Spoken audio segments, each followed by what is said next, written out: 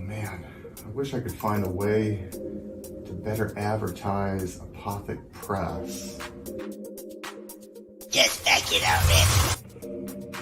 Whoa, CROM, what are you doing here? What's this? The Madness Roku Network. Sponsorship. 1 month of playing your 30-second ad on the network 3 times a day? Oh my gosh, for $20? And you can't beat that. Just back it already. All right, CROM, I'm doing it.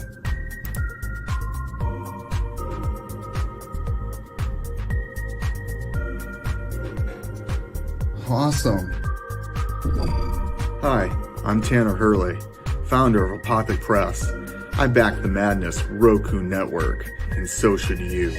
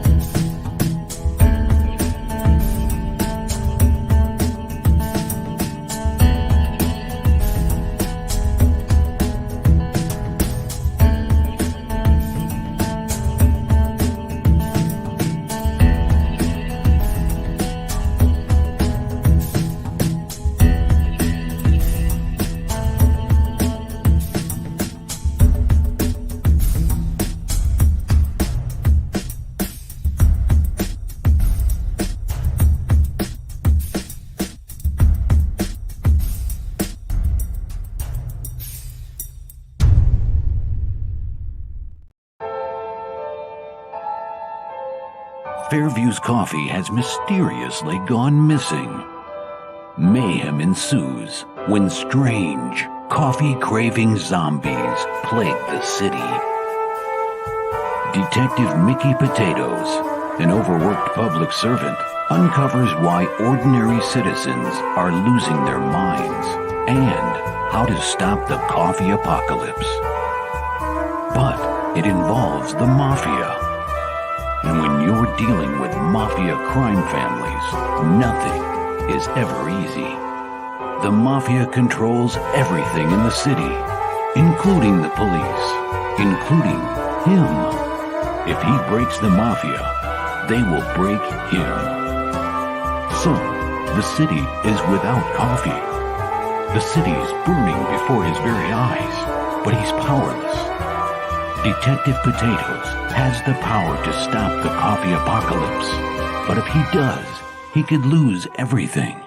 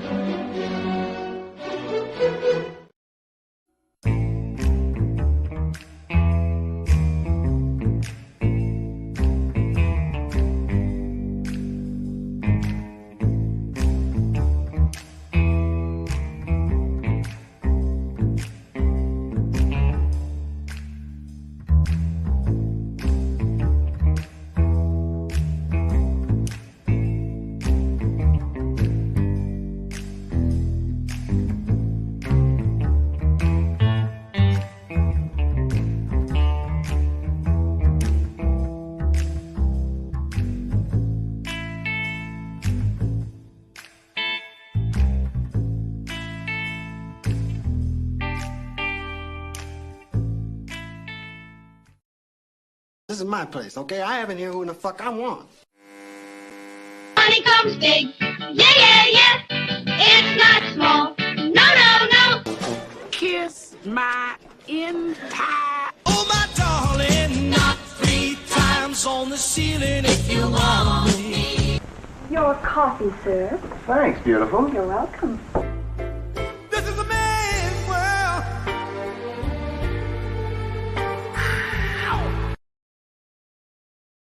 Oh, the doctor is in, baby. I never get tired of that. Do yourself a favor. It's on YouTube. It's James Brown and Pavarotti doing A Man's World together. You've never heard anything like it. Go check it out. You won't regret it. Hello, hi, hiya, hello, howdy. Good to see everybody. Oh, Grizz, what's up, brother? Is this Mo or Joe? Either way, welcome. Good to see you. I was just talking about you backstage. And let me see. Hold on. Bear with me one moment, folks. A little technical difficulty here. So we got a big show today. And I'm procrastinating just a little bit. All right, Joe, good to see you. Procrastinating just a little bit to let the chat populate just a bit before we dive into all this, because we do have a lot going on. But in the meantime, I'm going to go ahead and bring out, the man with more tenacity than an egg salad sandwich. Roads? Where we're going, we don't need roads.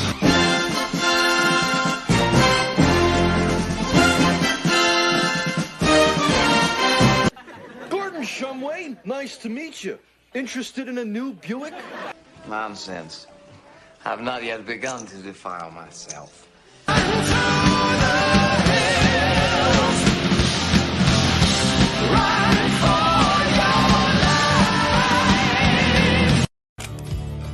I'll make you famous. I'll make you famous. Tanner Hurley, my friend. Hey, how are you? The owner and publisher extraordinaire of Apothic Studios, with such works as Ren and Electric, Agent of Helix, and Satellite Girl. Yes. Currently funding right now an amazing project by Chris Oisi. Olette. Oh, that's what I said. Olette. I don't know why you argue. It's Olette, damn you. Where did I get Oisi? Do I know an Oisi? Maybe. I don't know. But we're going to need reinforcements for this show, Tanner. This is just, it's bigger than the both of us. It is. I am not going to get into this week in any kind of political rants, because what's going on in the world is such an abomination that it's revolting, and it'll suck the life right out of our show today. So not going there. Look, however, for a free refill coming later this week, where I might lose my mind and rant for about an hour. So keep your eyes peeled for that. May or may not do it. But in the meantime, we're going to bring out some reinforcements here, Tanner.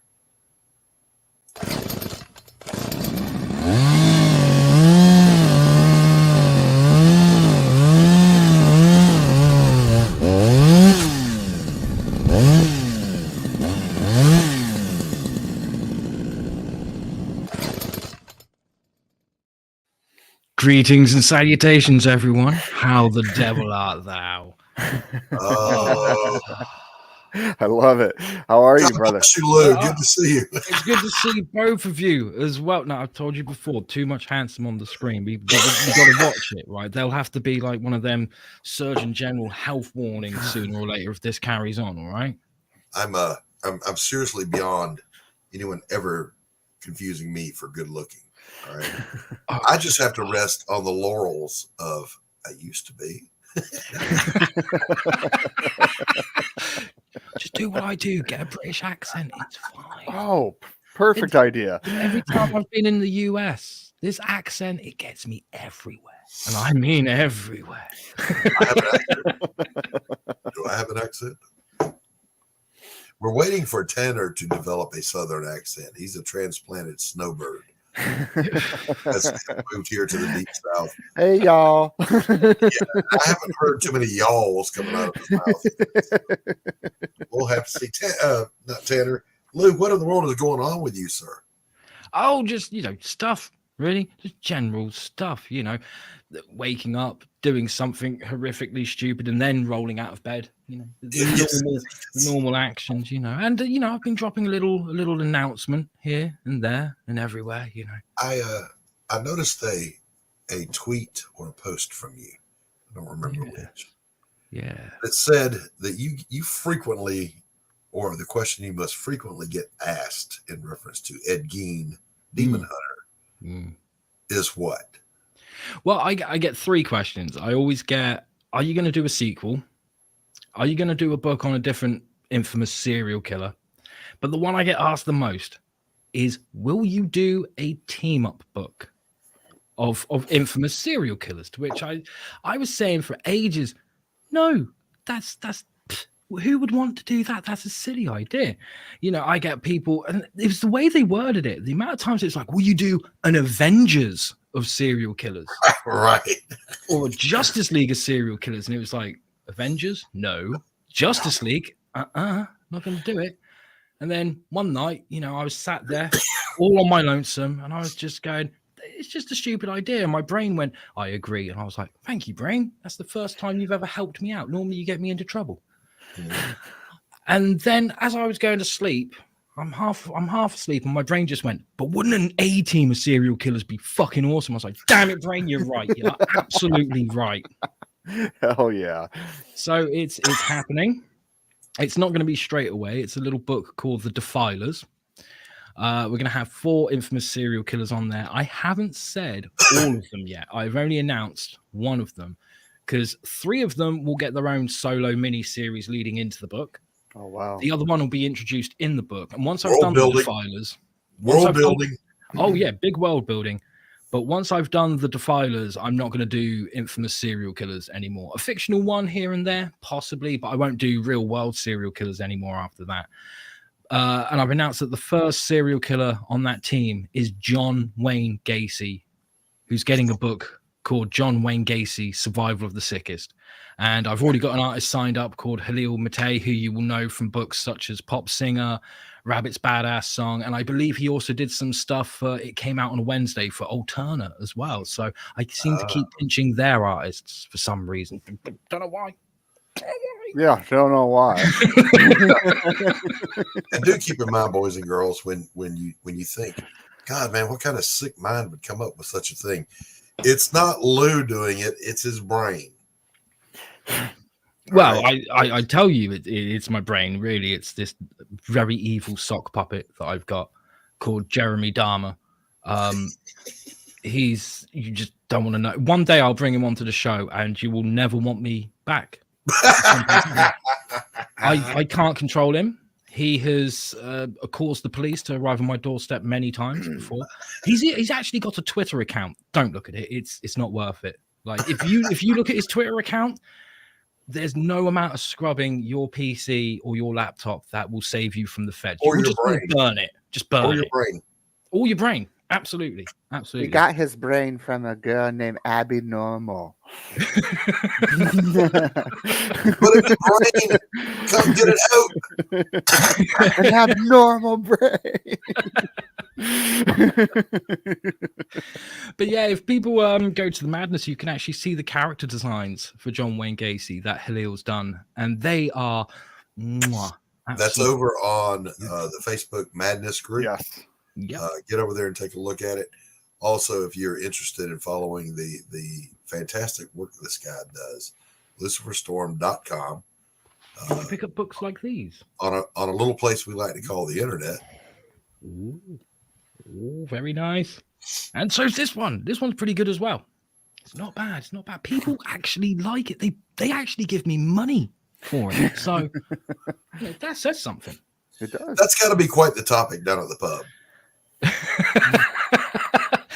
Seriously, so you're a comic book writer. What do you write about serial killers? No, to be fair, I kind of got a reputation there, and then I told him about my job. No, it was one of those things. Every time I met someone like new, it would always be like, "So what do you do?" I'd be like, "A comic book writer," and they'd be like, "Yeah, but what do you do as a job?" And I'm like, "Comic book writer." and then this is the bit I love. They instantly turn around and go, "Wow, how long does it take you to draw a page?" Writer. I'm not sure if you're familiar with the English language, but I believe I said writer. Shithead. And then the brawl broke out. Yeah. And the police came knocking on Lou's door because the sock puppet took charge. Yep, absolutely. Jeremy has gone down to the pub for me a few times, and he scored. He got a couple of numbers. I didn't. I got maced. Huh. But he got a couple of numbers. Really? He drank several drinks that weren't his, and it's amazing how many people love him. They kept asking for him to come back. They didn't want me back. They told me to fuck off, but they said the sock can come in any time. That's it's just that kind of world. That's what England's like. What can I say? So, because we have a content-heavy show today, go ahead and jump into a little thing that we like to call meme review. I'm not even going to play our intro for it because we're going to blaze through these. Excuse me. And then get into some meat and potatoes here.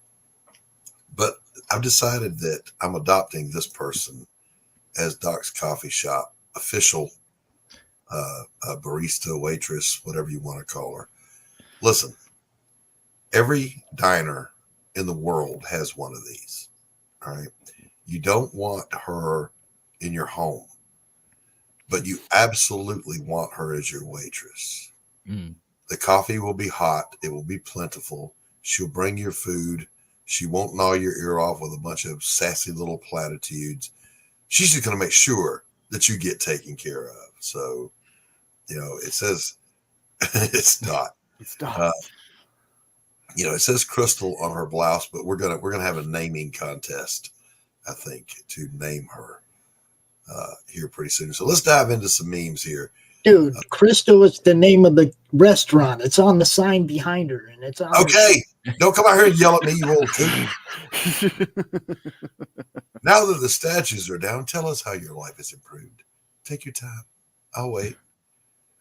Pops, you can pull the banner down for me too. Hey, Vic.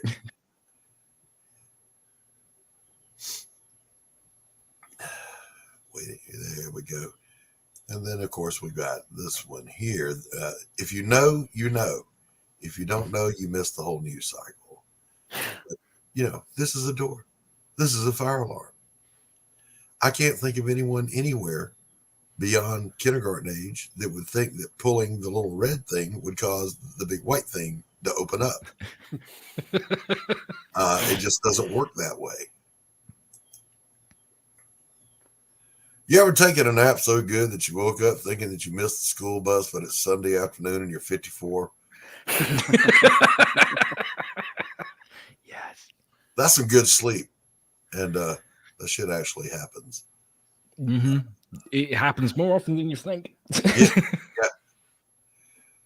Yeah. Welcome to real life where nobody cares if you're offended and your feelings don't matter. There's a viral clip going around of Candace Owens, very pregnant, doing a Q&A after one of her speeches, and one of the foo-foo people gets up and starts talking about how they're being actively victimized, blah, blah, blah.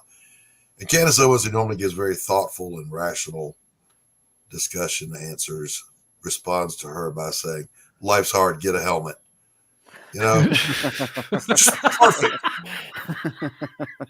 And she actually says, "Life's hard, get a helmet next." But remember, boys and girls, we are currently in the middle of the best economy since the 1940s. Don't let them lie to you. Don't believe your eyes. Don't believe your bills. Don't believe the price at the pump. Just pump. I said pump while this was on the screen. That's enough of that, boys and girls. That's enough. That's enough. So, all right, we're gonna we're going to have a contest here. You will get a special prize if you name her for us. She's going to be our official mascot here on the coffee shop. We need a good name. If you want to write a backstory, you're free to do that. I won't care, but you go ahead and knock yourself out. I'll give her a name. Morag. Morag. Morag. It's the most British name I could think of, and it's one that, like, if you ever meet anyone who says, "No, my name is actually Morag. Here's my passport," and it's got it on there, their parents fucking hate them. Their parents hated them before they were born. They hated him so much that they were like, "I'm not even going to physically abuse the kid. I'm just going to give him the worst name ever." Kind of like the boy named Sue. Yeah, exactly. Well, So actually, Morag. That was a loving thing. He was saying, "Hey, I love you so much that I wanted you to grow up tough, so I named you Sue." Yeah, because you're either going to learn to whoop that ass or you're going to get your ass beat until you do. Yeah, but if you call your kid Morag, you just don't want them to grow up. That's what I'm saying. You know, so and she, no offense to the lady, she looks like someone who had parents like that. That's why she's just like, "I'm not going to chew your ear off." Like, look, the coffee costs, but the abuse is free. That's right. That's right. Listen, it is a completely free service that I offer. I will hurt your feelings. I will say bad things about you and your entire progenitor line. Whatever you need, I'm here for you. Just let me know. Yeah. All right. So, Lou, you got a ETA on this next project? Anything else you want to share about? Well, me and Halil are going to begin the production of the book around February, March time. Christian at the moment is working on Lady Satan. He's halfway through issue 2. So the first story arc of Lady Satan is 3 issues long.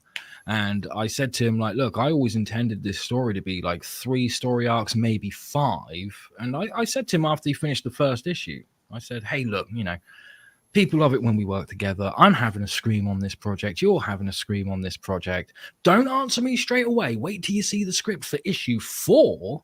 But I'd like you to stay on for the second story arc, or the sequel, shall we say.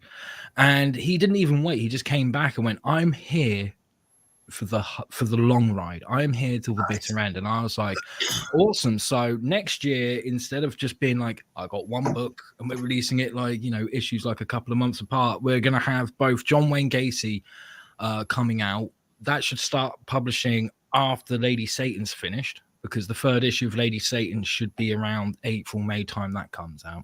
Then we will have John Wayne Gacy start to come out. And whilst that's coming out, Christian's going to be working. He's literally going to finish issue 3 and then jump into issue 4. So we're taking Lady Satan up to issue 6. So all the Indiegogo backers, they get up to issue 3. After that, we're going to have to do a new campaign for the second arc of Lady Satan and a campaign for John Wayne Gacy. It's going to be a busy year. It is. Nice. It is. You're going to be a busy man. Now, also, Lou, though, for those that don't know, if they want to find your catalog, your library of work, they can go over to luciferstorm.com. Yeah. And avail themselves of the wonderful opportunities over there. Absolutely. To get their greedy little mitts. Absolutely. They can get a digital copy of Ed Gein Demon Hunter issue 1 for absolutely free by just signing up to my mailing list. Okay. Now, I'm in the middle of transferring my website from one host to another, so there is going to be an update coming along. There will be a very short period of time where my website might be a bit sketchy, but it won't last long. It'll be like for a couple of hours or whatever, and that's not going to be for a good week or so. So now is a great time to sign up to my mailing list. Get your free PDF of Ed Gein Demon Hunter issue 1 and have a whale of a time. And I guarantee if you read it and you enjoy it, you're going to come back and be like, oh, damn you, I need to spend fucking money on all of it. Which, of course, it's true. You know, the first sample is always free. Oh, absolutely. The comic book drug dealer. I got to switch over to headphones audio here,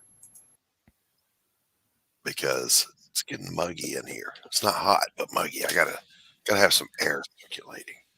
Can you hear me, guys? Yeah, we got you. Yes, loud and clear. Let me try to get into my broadcasting voice here. At first I thought it was a cold. Turns out it's just old. Drop the speed. I'm old. Rail. Every morning of my life, I have Ebola for about an hour, followed by influenza for about an hour.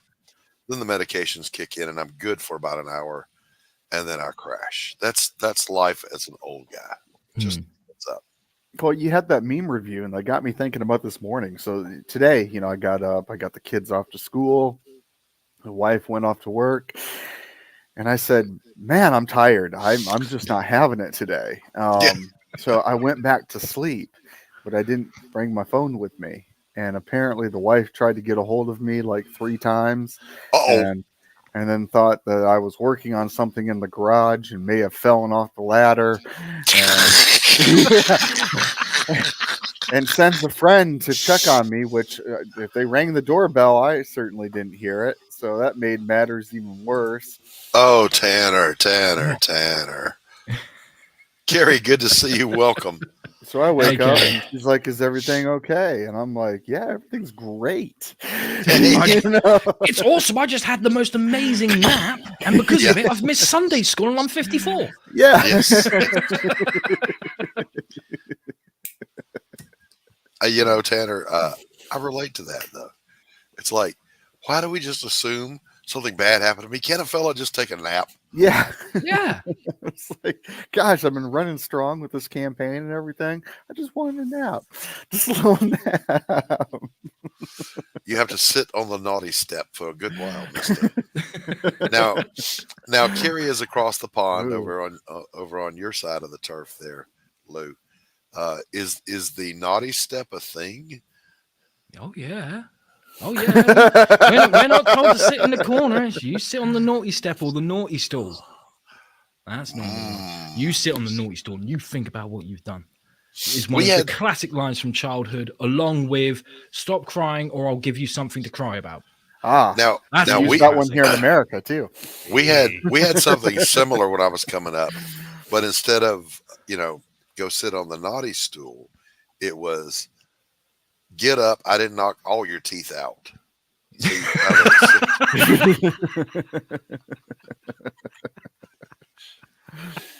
he'll be all right when he stops twitching.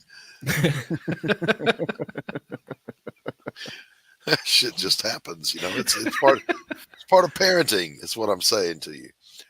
I remember distinctly, I was a hard-headed troublemaker child, but I was a good kid at the same time. I wasn't doing anything horrible. Just I had this propensity for, I had drop-down windows in the menu of my brain long before such things existed. And an authority figure would tell me to do something, and that window would drop down. Does this make sense? Is it something I want to do? All these choices would just drop for questions. And then the response window would drop down. I'd go, yeah, no, I'm not doing that. And I would frequently get in trouble. So one day, my young little ass, about 10 years old, my dad told me, "You may not be excused from the table until you finish everything on your plate."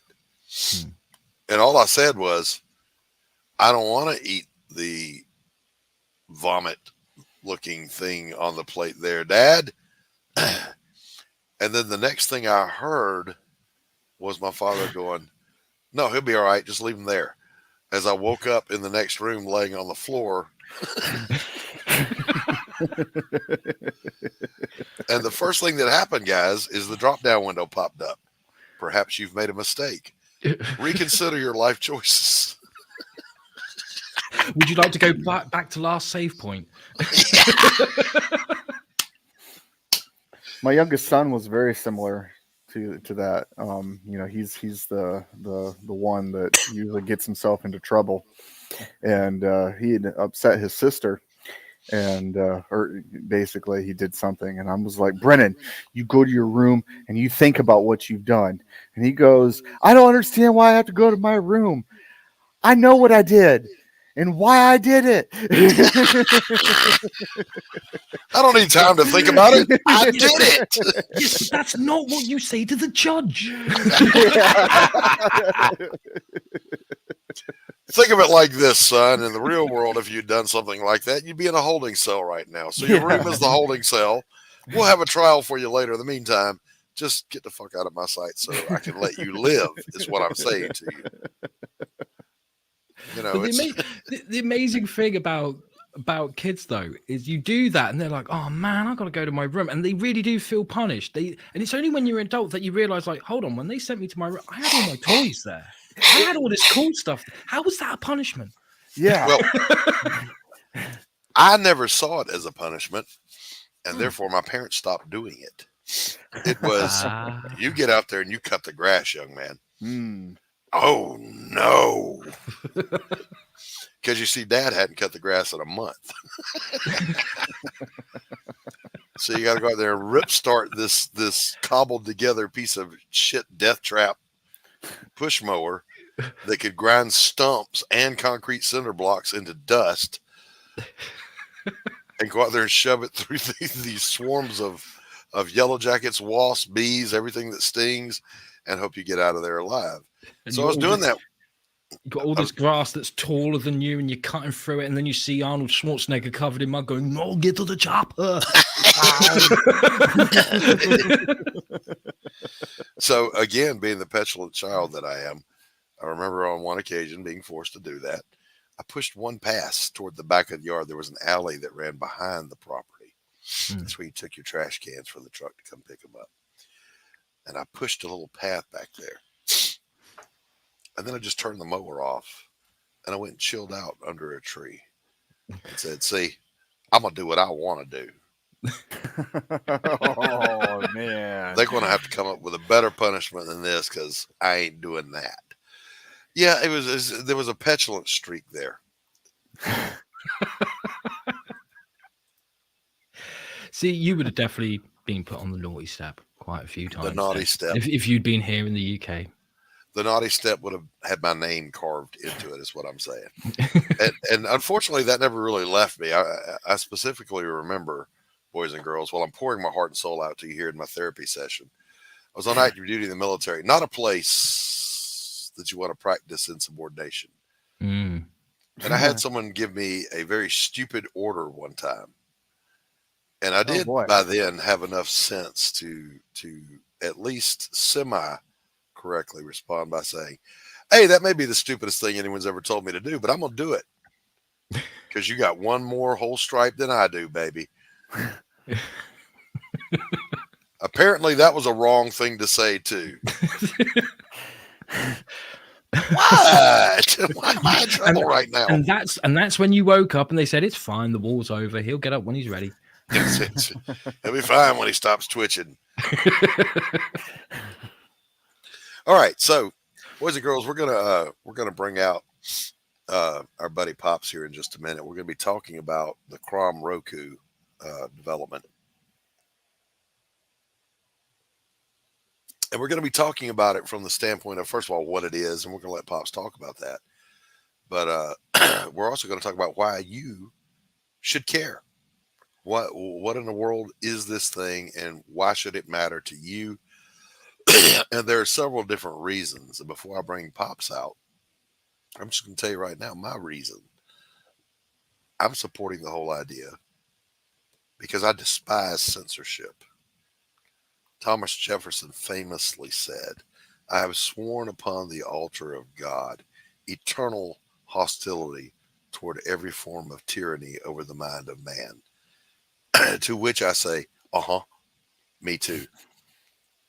And I get tired of the apologists saying, it's a private platform. They can do whatever they want to do. Yeah, you can, for now. I was in a debate, Lou, with a guy, and he said that very thing, you know. And I said, for now, and he goes, for always, you mean? I said, yeah, there's a lot of things you thought were always, like affirmative action, Roe versus Wade. The world's changing slick. Pay attention. The pendulum's swinging back the other way. Hey, all we want is a level playing ground.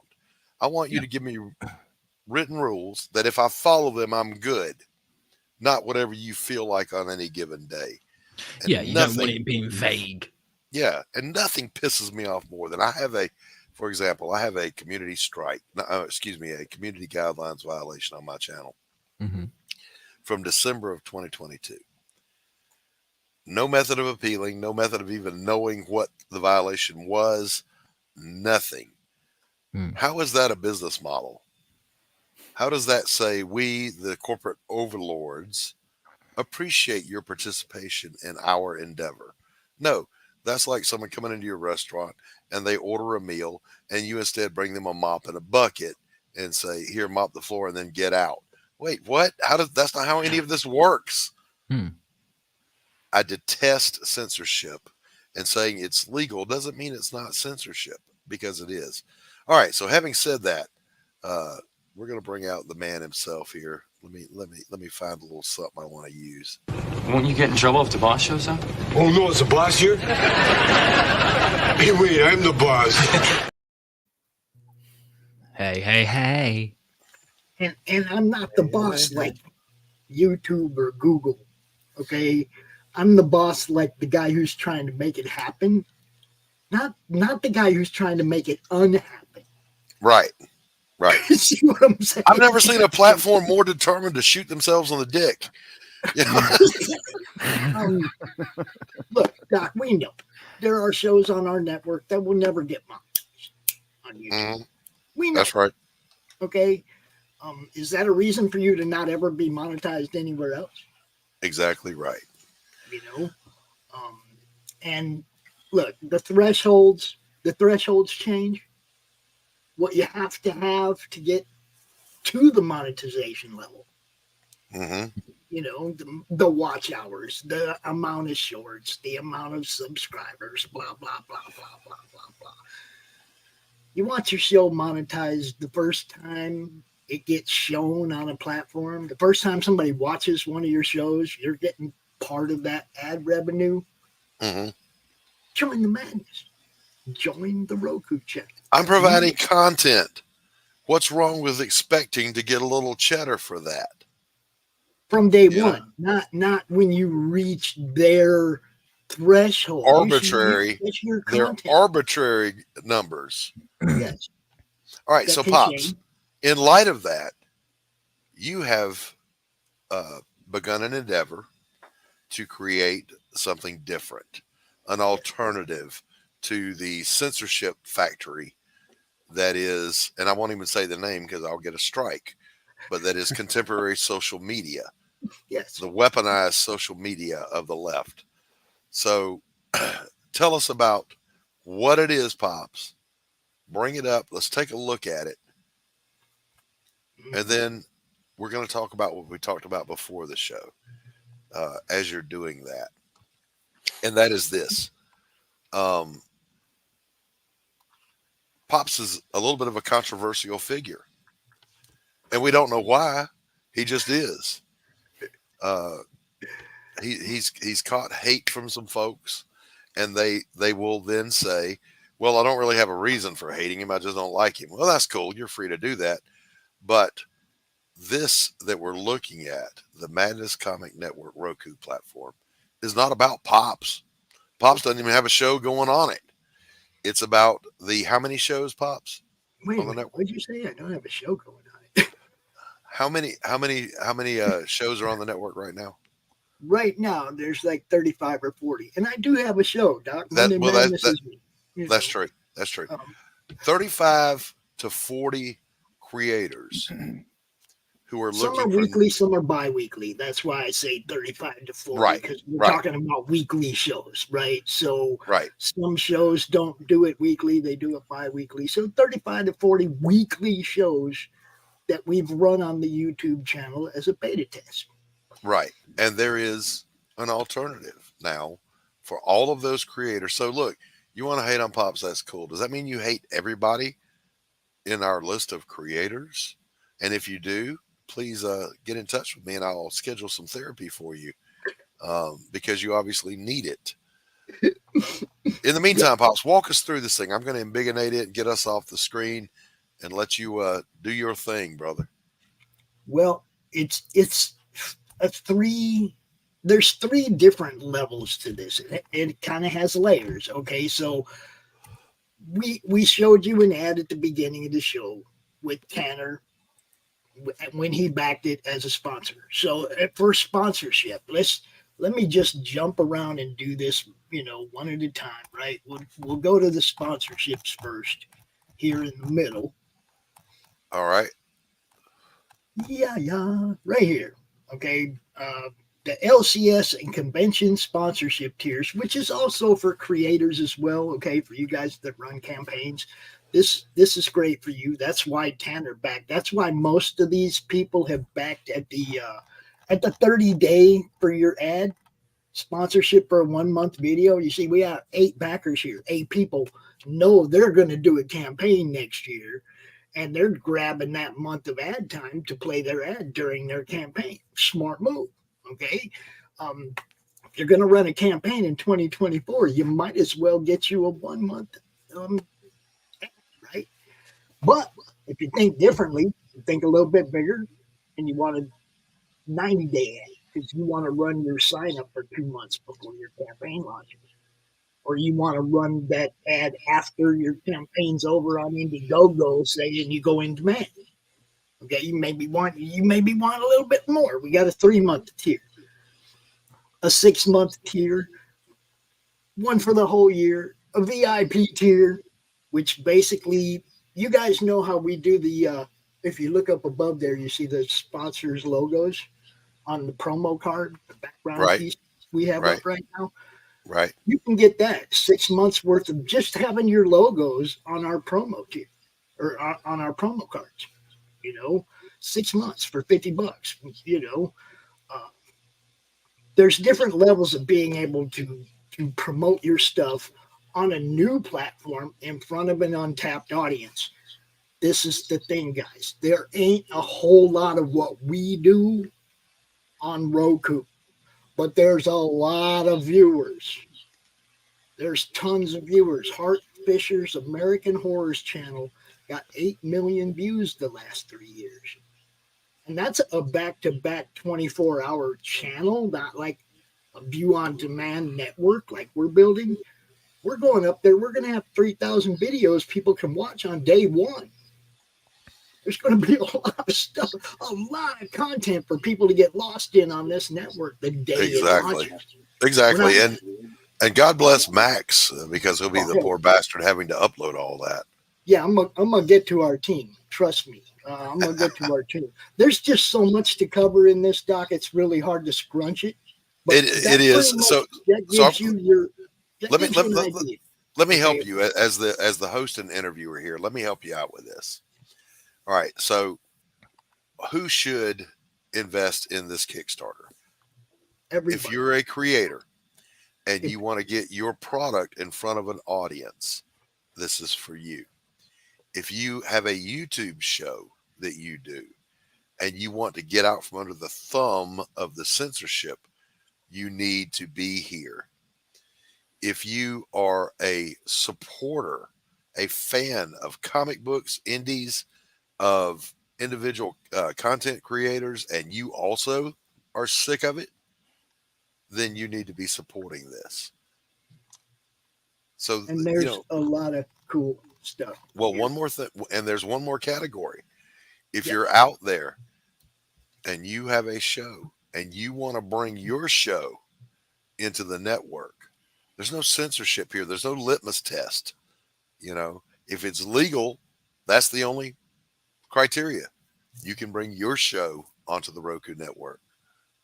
And this is the thing about that, okay? The only difference in the tiers is how much previous content you want uploaded on the day we launched the network. That's the only difference, okay? The more content you want uploaded, the more work Max has to do, the more it's going to cost.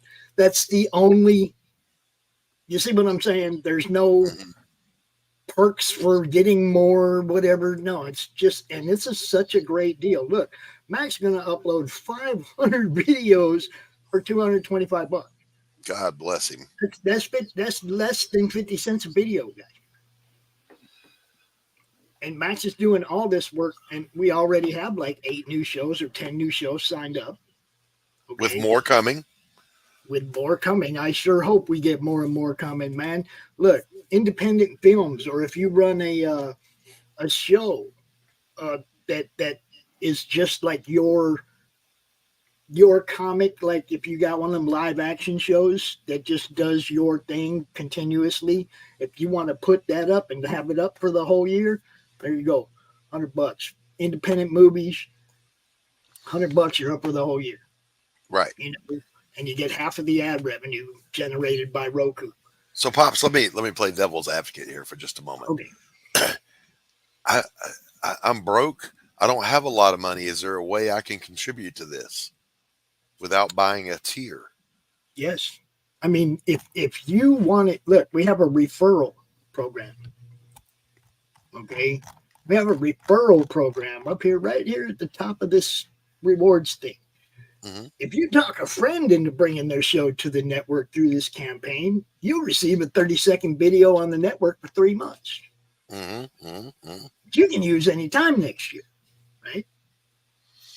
If you bring 3 people, 3 shows to the network, you will get a full year of ad on the network.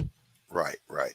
So let's talk about, Pops. Let's talk about what people can get for their donation, for their contribution. Walk If folks you are through just this. a fan and you just want to help us out, we got all kinds of stuff to give them for helping us out. Yeah, let's talk about those things. We got PDF bundles from Brian Christgau, Two Fisted Comics. You can get the whole first trade paperback PDF of Six Gun Gorilla. Earth Dog Studios, my boy Timothy over there, Timothy Fling, he's saying choose 4 of your favorite titles from his whole collection. Okay, because he's got like different stuff, different titles. I asked him to give us a graphic or a list or something so people could choose, but I don't know. Tim, where you at, bro? We got Earth Dog Studios. That's Timothy. We got Committed Comics. They put up a... Let's see. Let me go down here and find theirs. I hate the one thing I really hate about Kickstarter's setup on this is that it's separated monetarily. So you got to go jump up and down the tier list, man. You know what I mean? Because, you know, everything ain't here by price. You got Committed Comics right there. 5 titles. Jackrabbit, Java, Threads, Neodon, and Nera X Reborn. $25 PDFs. Now, look, we're not selling you comics. We're giving you these PDFs if you donate to us $25 to help us build this network. I'm not selling comics. These people all donated these to us to use as rewards for you guys. Okay? That's what we're doing. We obviously need some money, so, you know, this is how we're doing it. Omen Comics, way back up here at the top. They donated 3 books, I think. Omen, yeah. White Druid, Nero #1, Dragon Girl, Albino Warrior, Gallows Men. Okay, so 3 different #1s from Omen. Got 3 different #1s from Revelation, Blitz, Insurrection, and Cedar. So, you know, $15, you get those 3. These are almost everything here is #1s too, guys, except for the specific bundles. You got Dust Bunny Mafia. You know, our boy from Detective Potatoes right there. You can get their whole series, 1 through 4, PDF bundle, $20. Silverline bundle of 5. It's Trumps, Bea, Divinity, Cat and Mouse, and K-Less, all #1s. You can get all 5 of those. And like I said, there's a Madness tier of #1s, just some of our friends. Path of the Pale Rider, Redemption #1, Incantation. Wait, how you just gonna scroll past that magnificent bastard doing those sketch cards? I'm going back. I ain't got to those yet. I'm doing the. You just went past them. Human Hunters and Ren #1. Speaking of Ren #1, look at this right here. Oh, show it, Doc. Show me. Put me up there. Yep, I'm doing it. Hold on. Oh, show me. Look at this. You said, "Whoa, show me."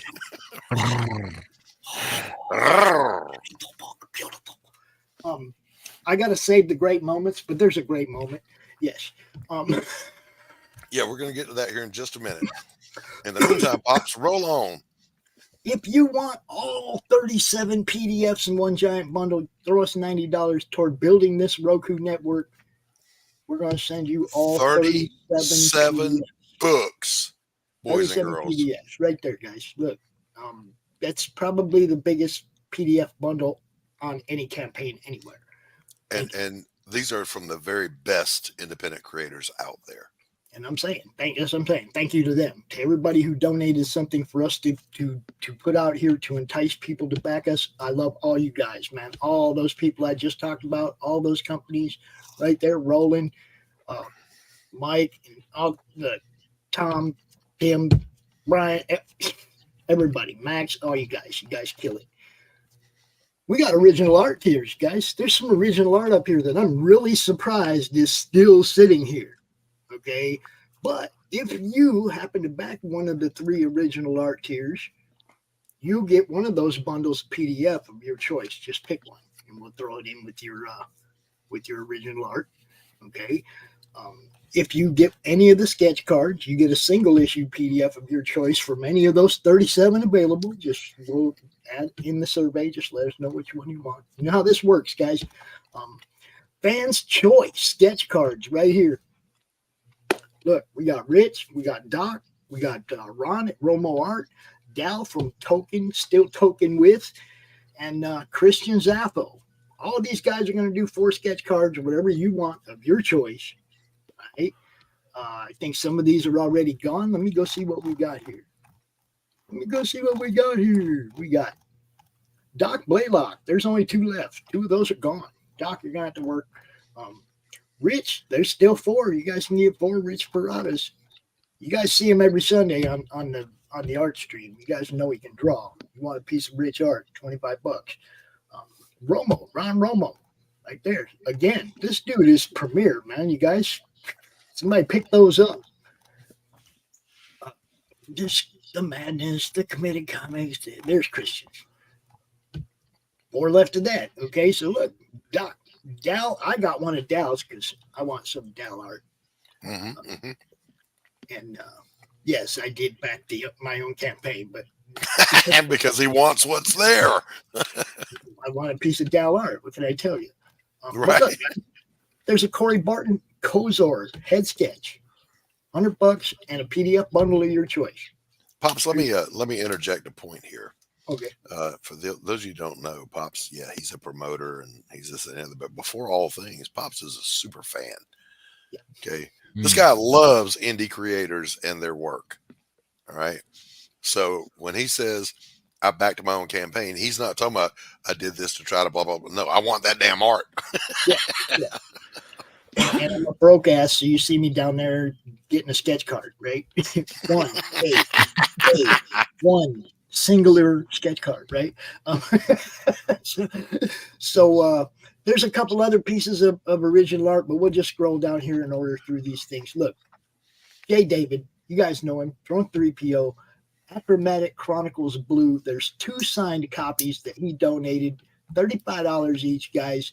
Look, it's the same price on his campaign. He threw it at us because he believes in what we're doing. Go ahead and back it here. Get rid of those 2, and then wow, back in his. You know what I'm saying? He gave them to us for a reason. We're not in competition with him. You know what I mean? Right. He gave them to us for a reason to help us get funded. If you want one of these, get it here. It's signed. You'll love it. RJ will send it to you from Critical Blast. Baby. What's up, Q? Hey, Q. What's up? He also got one of these. Number 13 of 25, The Devil You Know Better, the little short story book edited by R.J. Carter, our boy at Critical Blast, signed by Mike Barron and Hart Fisher. Hello. $35. I'm sorry. Did you say Mike Barron and Hart Fisher? Yes, I did. All right, hold on. I creamed myself a little bit. All right, I'm better now. All right. One of the awesome people who is bringing his show to the network, Mr. Bill Moss, right there, guys. Some Bill Moss art. Bill don't draw a whole lot of dragons, yo. Right. Okay. $100. Go get this, man. You get this, I'm gonna put something else up. Bill's offered 2-3 different things to put up. We're gonna do them one at a time, man. Come on, get this one. We'll put up another. And I know, Mr. Neff, I don't know if you're watching or not, but I know you wanted this last year when it was available, and that campaign didn't fund. But you could try again, but it's just the inks. I'm keeping the pencils, but there's Jim's inks right there for the CROM Steranko homage cover. Right. Which is just badass. By the great Jim O'Reilly. Yeah. And there's no saying that won't someday still be a cover. Right. Jim O'Reilly, if you don't know, boys and girls, is a superstar. All right. Yes. There's no other word for it.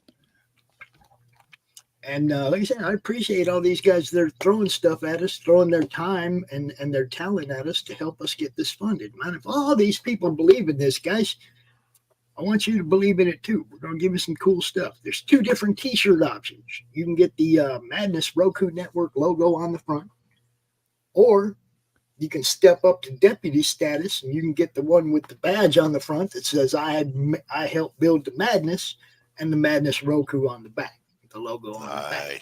Nice. You know, Cindy Koepp made these crochet CROMs for the last campaign. They sold out. Nobody's grabbed one this time. I don't know why. You guys, it's a little CROM. Get one. It's a little CROM, man. Some of you may have seen a couple weeks ago on this very show. It was a tragedy. It was like watching the Hindenburg come down. Rich Perotta came out, and being a man of his word, he honored his commitment that if my campaign, Pariah Blood and Mud, funded, which it did, he would wax his back live on a stream. And he did, folks, and he bled for it. All right. What? I was meant to wax his back. He kept turning me down.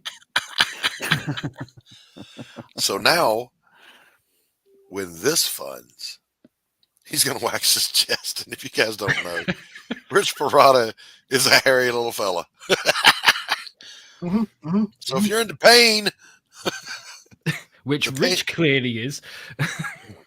Now look, we got some other things. We got stretch goals. I'd really like to get up here into some of these stretch goals because it's stuff I really want to do.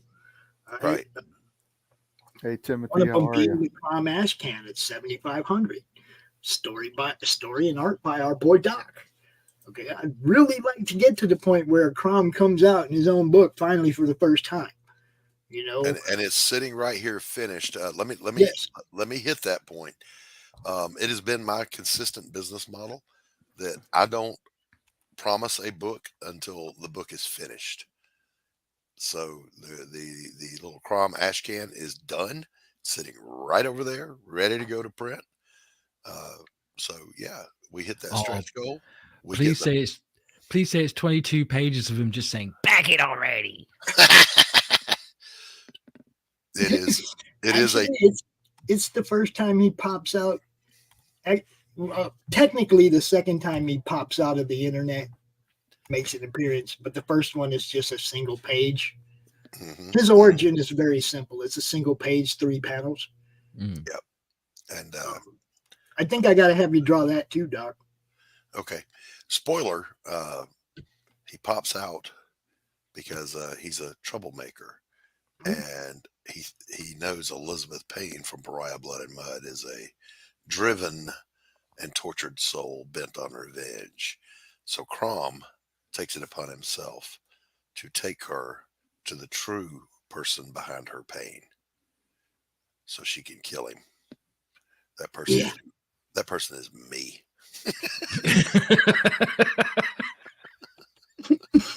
Doc, nobody knew that until then. You should have never said anything. It's all right. They'll forget it. What happens when your own creation comes home to roost? We've kept that ending hidden for over a year now, and you just blurted it out. Yes, I did, damn it, because you'll love it. You'll love the way it happens. It's a great little hook, and you'll enjoy it. Hey, Timothy Fling, good to see you, my friend. Hey, Timothy Fling, another quality show here on the network. Timothy, while I have your attention. The Creative Cranium. Well, yeah, you can send him a link if you want. But while I have his attention, we still don't know what the choices are of books that you're offering on your tier. We don't know what they are. So we got to get that nailed down, is what you're saying. Yeah. Like give us some options, or just put a straight tier up there so people know what they're getting. I've had a couple people ask, so All right, that was kind of one of the things I wanted to talk to you about. Right now, we are by no means done talking about the Roku Network, but it is that time in the show. I mean, there is a couple other tiers on the side that aren't featured in the center rewards. Yeah, we'll continue cruising through that. We've reached that point in the show where it's time to hear from a couple of our friends and for you to go warm up your coffee. So let's take a little break here. The Civil War was America's bloodiest conflict. Over 500,000 died to preserve national unity. When the war ended, Confederates like Harley Brogdon headed west, shooting game for the Army and gambling. When a card game turns deadly, Harley shoots in self-defense, killing the card sharp who threw down first. Wilfred Knorr, the card sharp's wealthy father, will stop at nothing to see Harley hang. Harley flees to Cobb's Gap, an old silver mining town at the foot of the Rockies. A remarkably peaceful town, especially after dark. But the sheriff harbors a dark secret, and no one dares go into the mines anymore. Cobb's Gap is full of secrets. People speak in hushed tones of something in the mine. Something worse than their cursed sheriff. Something even the Indians fear from the deepest pits of hell. Every secret will be exposed. Bronze Star. Order your copy at bronzestarcomic.com.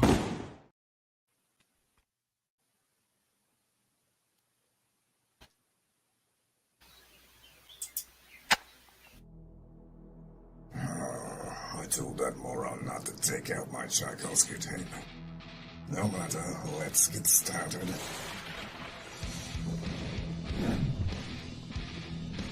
Here we are, Nancy Moon. The last time we left our heroine, she had just joined my esteemed colleagues at level M.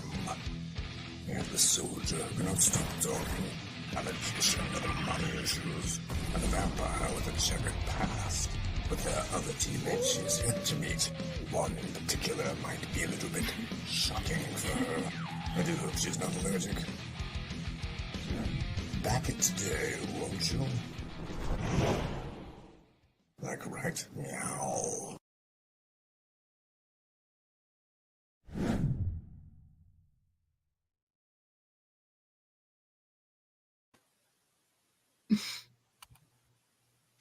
She would be correct.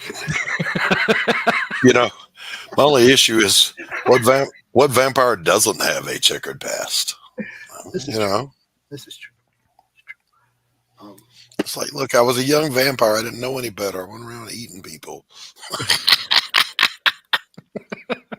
So I'm gonna run back through the stretch goals real quick. At $6,000, there's gonna be a set of 4 trading cards based on the original art done on the sketch cards. So the fans are going to pick the 4 they like the most, and we're going to make an uncut sheet of those 4. Okay? Sound cool? Nice. They're also going to vote on the one they like the best, and that's going to be on the opposite side of the uncut sheet, full size. Does that make sense? You got 4 little cards on one side, 1 big card on the other side, right? Yeah. Right? So it'll all be decided by the fans' vote once, the sketch cards are in. So that's going to be the $6,000 one. At $9,000, we're going to do a Sheriff's Challenge coin. And for all the physical backers, they're going to get themselves a little coin that says, I helped build the Madness on one side with the Roku logo on the other side. Boom, boom. At $10,000, something's going to happen that hasn't happened since, holy crap, I don't know, boot camp.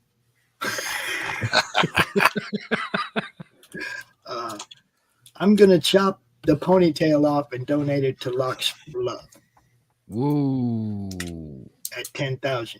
Okay. I mean, I'm going to pull that thing right up tight against the back of my neck, and I'm going to cut it off right there at the base of my skull.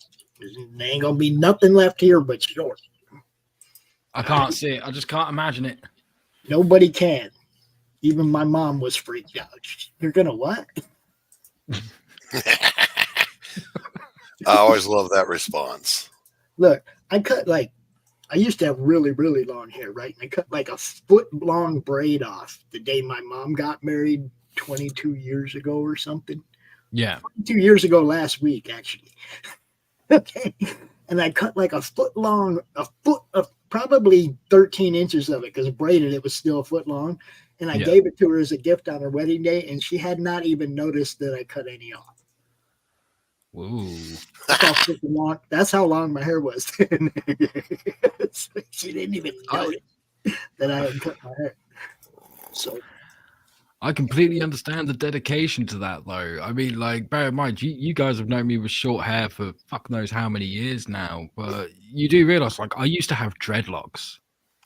Like, right down to my shoulder. Only because I saw it. That's the only reason I believe it, because I saw it.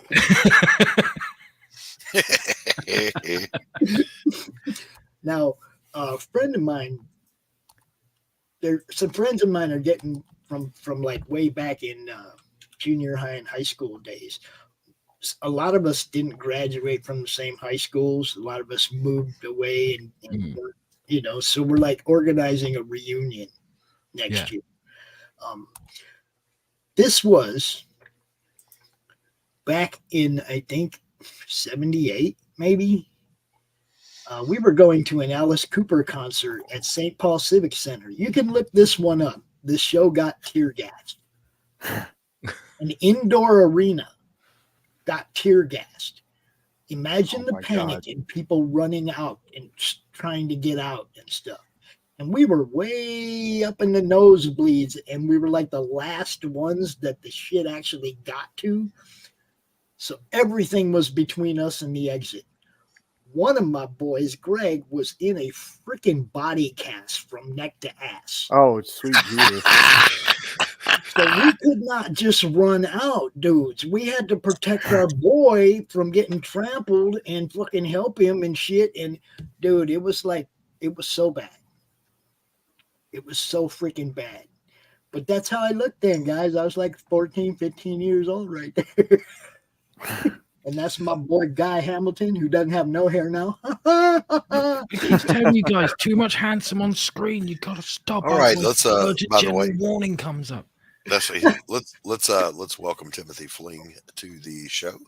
Timothy, good to see you, my friend. What's up, fellas? How's my audio? I'm great. 5x5, sir. Hey, man, I have got the right group here, and I want to. I'd like to talk to you, fellas, about something. Do you have a moment? Oh, I know I do. And this one is going to go out really directly to Doc. Uh-oh. As you guys know, or maybe you don't know, I'm kind of a non-controversial dude, right? Like, I don't particularly do any kind of offensive content or any kind of sexual content or any kind of racist content or anything like that, you know? Right, right. So I've had the good fortune to where I have never been either banned or shadow banned, which, knock on wood. That was my other question I had for you. Okay, continue. I remember now. Okay. Okay, well, you're going to be surprised. Well, actually, Doc will not be surprised. So I started working on this new Western, okay? Mm-hmm. And by the way, it's amazing in a word. It's definitely going to be the best product that we've ever put out. However, the story takes place in 1882. Mm-hmm. Mm-hmm. So some of the characters speak in a way that would be considered politically incorrect. Yeah, I was trying to find the right way to say it because I don't think this is racist or offensive, but I'd like to get your guys' opinion of it. Okay. Okay, one of the characters in this book is working on the railroad. Is in those days, it's what they called a coolie, Chinese coolie. You guys familiar with that term? Yeah. Yep. Mm-hmm. Uh-huh. I don't know. Is anybody a little bit familiar with the history of the word? Mm-hmm. Not entirely. No. Yeah. It's an actual word. It comes from the Mandarin. It's coolie, which means unskilled laborer. Right. So first of all, I remind you, this is not the same as a slave. Coolies were in fact paid, but the idea is that they were paid poorly and they were treated very poorly. And it does touch on that in this.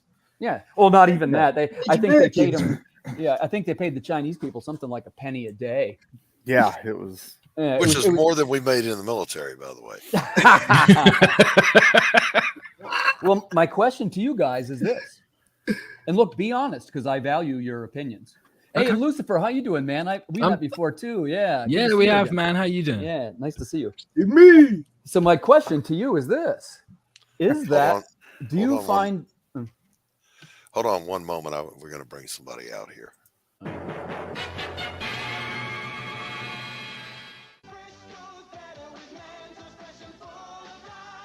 There is no spoon. Pinky, are you pondering what I'm pondering?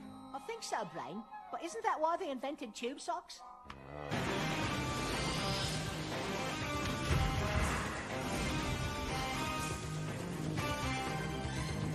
Oh, he's so handsome. Well, hello, Mr. Fancy Pants.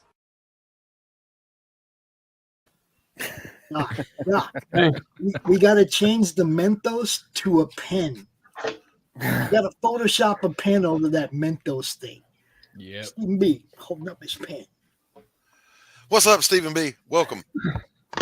Thank you. Good to see you. All right. And Timothy, I interrupted you. Go ahead, sir. Oh, so just cut to the chase. Do you guys find the word "coolie" offensive? No. Well, I mean, no.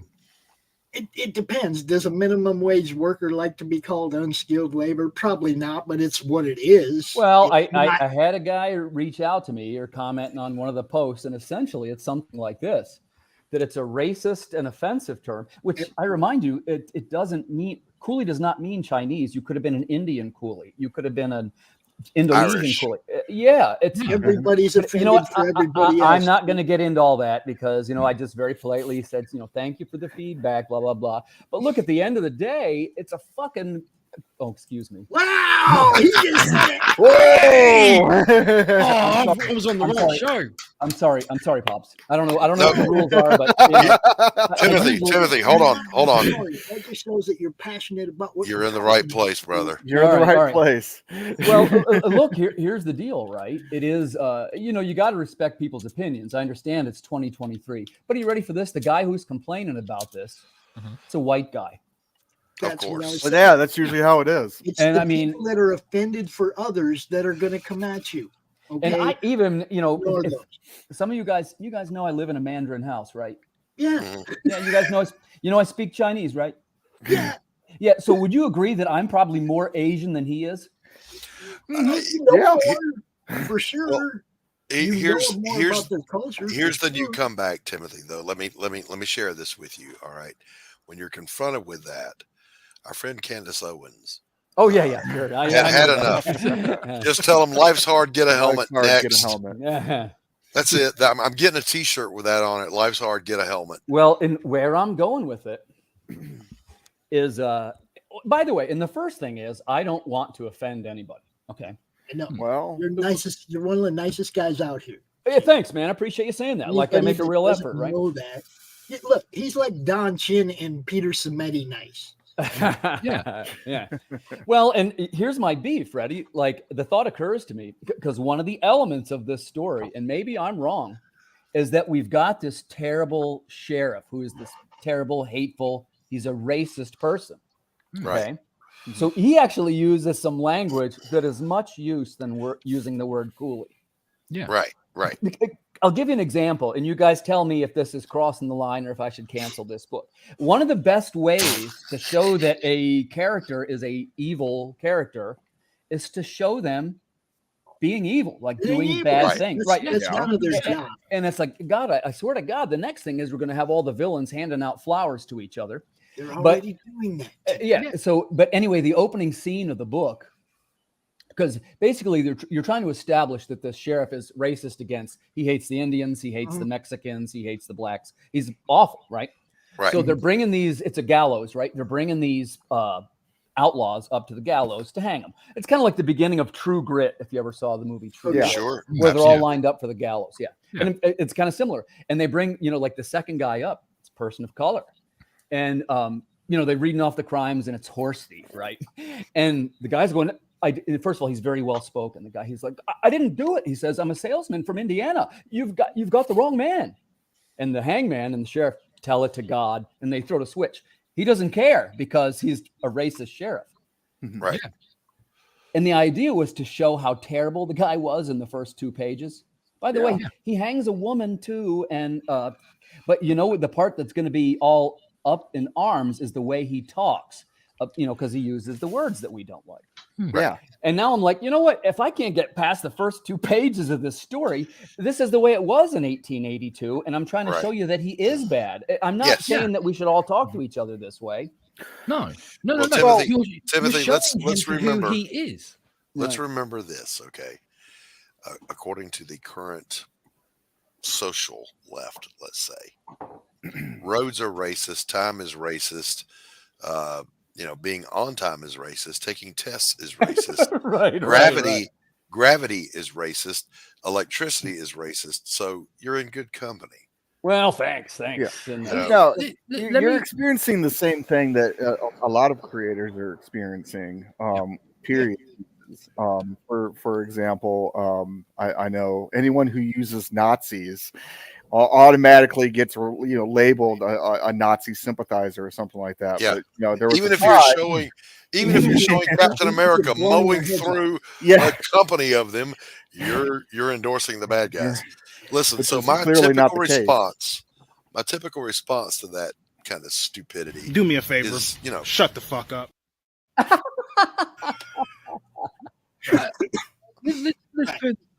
want to pull this back in because a lot of people might not know this guy right here is the campaign manager for the Roku campaign. Stephen B. on camera, please, sir. He is the one one of the people that made it possible for me to do this. Snap. Oh, look. Sorry. Look, it's your girl. That looks beautiful. Nice. Very nice. Yeah. So cool. Timothy, being the campaign manager for the Roku network, also has a couple of extra tiers up in here. Like this one on the right here, the Earth Dog Studios print ad. You can get, I think, a 1/4-page ad. Yeah. And this is something where if you guys are interested in this, you know, I will work with you on the design. I promise you, if you're a graphic designer, great, you can make your own and we just put it in the slot. But we'll make an awesome looking ad.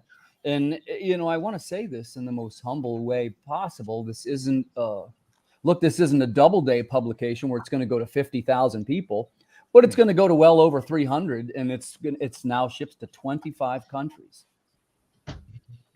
So it's a good way to get your brand out there. It's a good way. Yeah. And for the record, it's something that I now do too. You know, Pops and I talk about this all the time. What kind of things work and what kind of things don't work? And look, I'm no expert, guys, but as you know, I've tried a lot of things and I realized they didn't work. And, you know, my ideas are not always the most popular ones, but the truth is that a lot of the stuff we're doing, it just doesn't work. And the kind of things that don't work, for example, are, you know, it's always great when somebody, you know, shares your image on Facebook and this kind of thing, or spreads it out to other groups. And man, we're so grateful for the support. But the truth is that's showing all the same people who have already, you know, chances are if somebody knows Doc, they're going to know me. You know what I mean? It's not like they're going to see it for the first time. So the question is, how do we reach these new audiences and how do we reach people that might not have seen our works? And the answer is, in my opinion, one of the answers is by going into other people's books and having people discover it. You know absolutely right. Absolutely. Yeah. Cross-pollination, baby. Yeah. So I want to do this real quick because we never want to marginalize our friends. Stephen B. Yes. Welcome to the show. The host of the Boldcat Studios art stream, Saturday nights at 7 o'clock. Mr. B. Absolutely. Yeah. Oh, dude, that is absolutely gorgeous. That is beautiful. Those of you who don't know, Stephen B., founder of Boldcat Studios, may very well be the hardest working man in comics. And there's a lot of there's a lot of hardworking guys in this industry. But if he's conscious and he's not, you know, down at the grist mill grinding the meal, he's drawing and writing.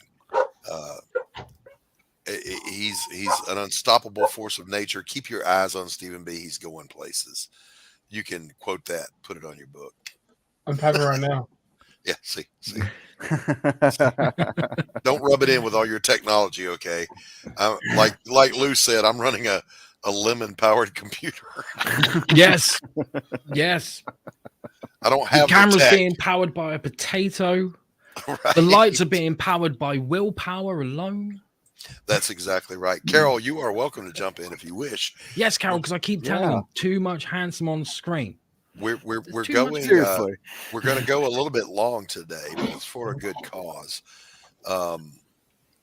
If I have to, I'll just swallow the show that comes on behind us into our show. Because I'm Doc and I can do these things.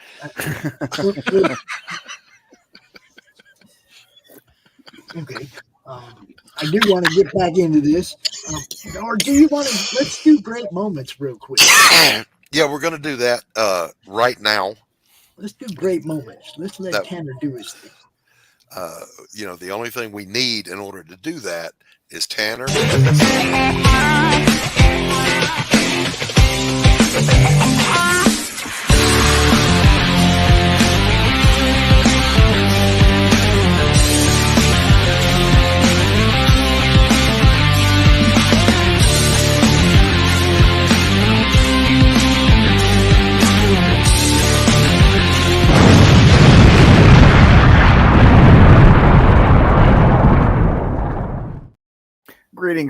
Greetings. Tanner Hurley with another great moments in comics history. And today we are going to talk about an appearance that some of you may not know that you have in the comic called,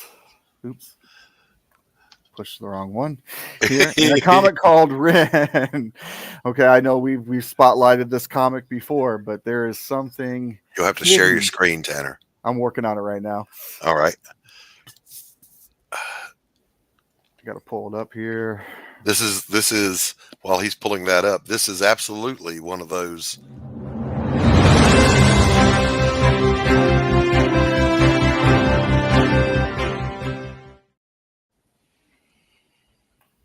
Sorry, StreamYard. What the hell is StreamYard doing?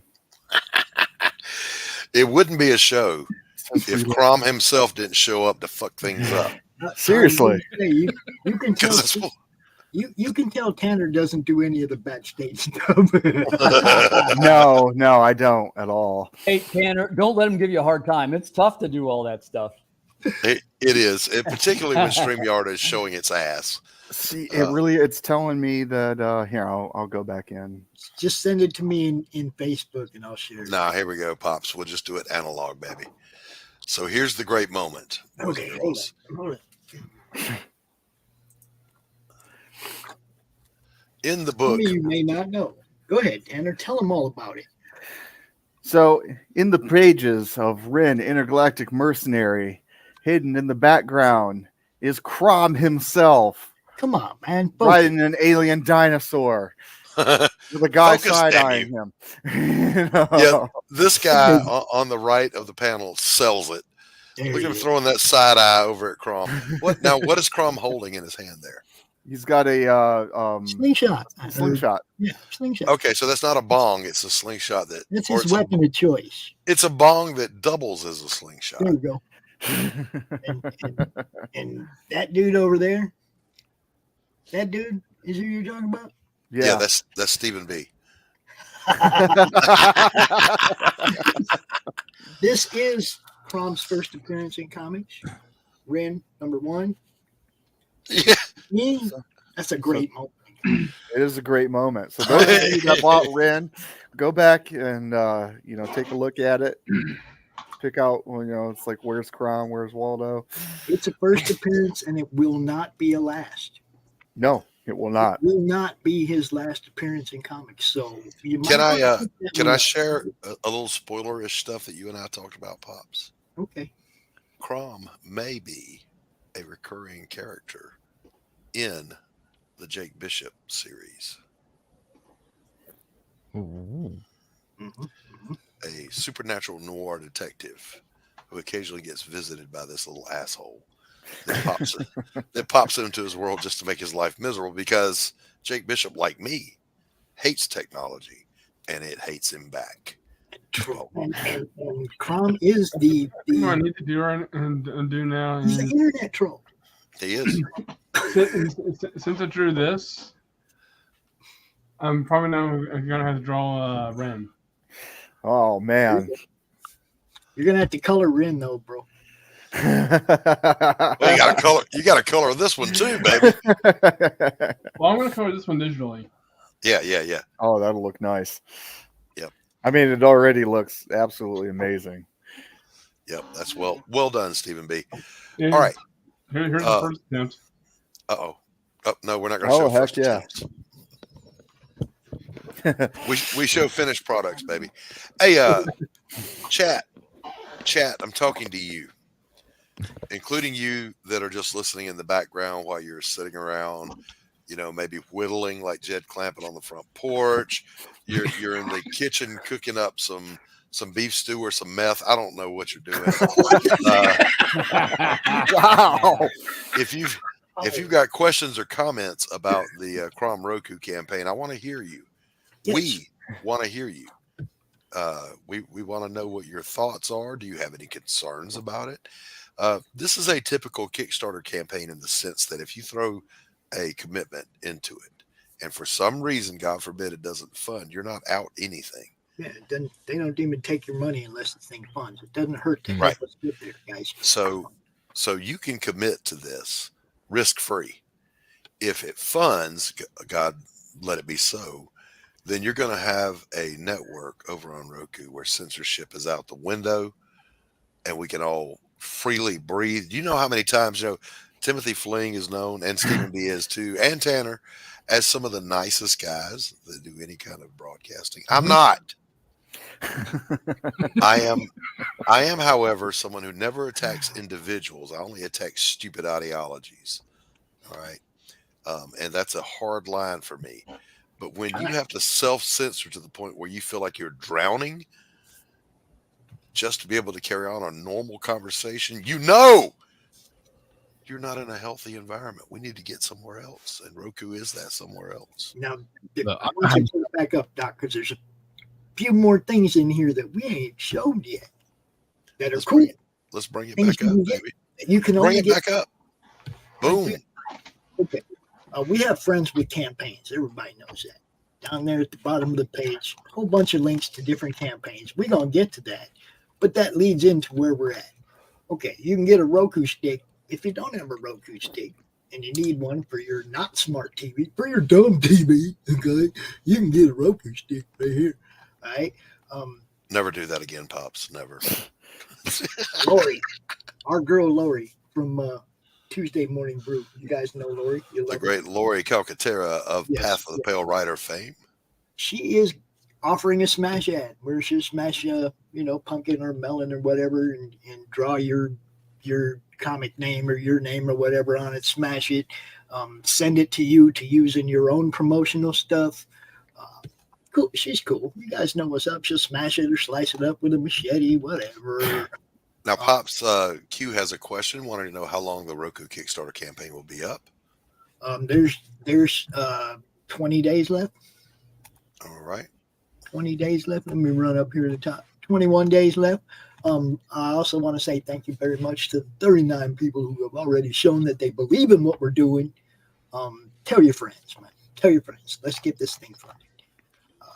And if you do have any questions about what's going on with this, and you're watching this later, maybe reach out to Pops, reach out to Timothy. You can reach out to me. I might not have an answer, but I'll go find one for you. It may even be the right answer. We even go talk about this team right now. Because look, guys, a great idea is only a great idea if you surround yourself with the right people. Can you zoom in on that a little? Yeah. There we go. Come on in. So about a year ago, I knew I had the right people as far as content, and I threw it out there. Hey, anybody that wants to bring their show to what I'm building, to my vision, bring their show to our YouTube channel. You guys are going to be in. So we already have 35 shows going up. Okay, 35 to 40 shows going up. 35 to 40 shows, people. If you go look at my YouTube channel, you see there's 2,500 videos there, guys. most of that content is going to be on Roku day one. That's 40 different playlists, a lot of different content, a lot of good stuff that you can binge watch from beginning to present and then going forward all through 2024. Okay. But there's some things on this campaign that you can't get anywhere else. Okay. Laurie's campaign right now, you guys know she's doing Path of the Pale Rider #4. You can't get drawn into Path of the Pale Rider #4. You can't get drawn into Path of the Pale Rider on her campaign at all. The only way you can is through this campaign. There it is. There's 2 spots to be drawn into a future episode of Path of the Pale Rider. Get zombied out and killed or whatever. You know, Laurie. You don't know what she's going to do, but it's going to be fun, right? Okay. 2 spots. The only 2 spots available to be drawn into her comic are on this campaign. If you like Laurie, you like what she's doing, hit her up. She's also been immeasurably valuable, Timothy, to making sure that this campaign got built, that this page got built. She's the best. She's the best, man. She was so helpful. I got to do a quick shout out. As you guys know, I'm a somewhat skillful writer, but I have almost no drawing or graphic skills. So thank you, Laurie, for everything that you did. Yeah, she really pulled this out of the fire for us, because we had a very base bones thing, and she was like there to help us put it together and make it look decent, and totally appreciate everything she's done. She kept it simple, because there's, like I said, there's so many different aspects to this campaign. You can look at it from a fan's point of view, a sponsor's point of view, content creators' point of view. She had to try and put together a campaign that made sense out of 3 different things to build one thing. You know what I mean? And she did a great job, man. And then there's that Pops. Yeah, go ahead. Go ahead. Sorry. It's that doc guy. Okay. Moral support and ground control. Keeps me from going off the deep end most of the time. Tries to keep everybody on even course, and totally appreciate that.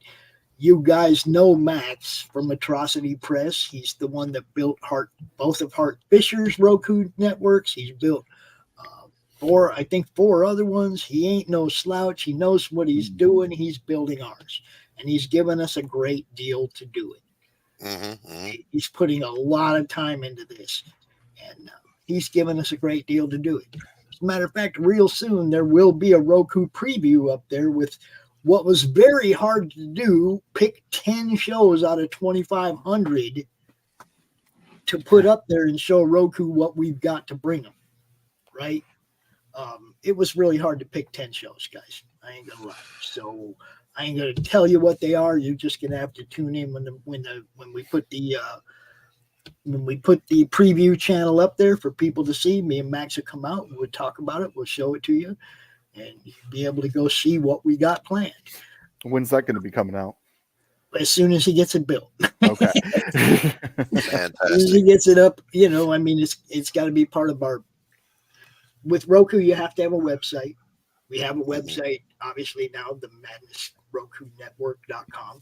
We're going to be putting stuff up over there as well that link to the channel and what's there and whatnot. Right. Can you drop that link in the chat, Pops? Yeah. All right. Also, and I'm going to handle this one.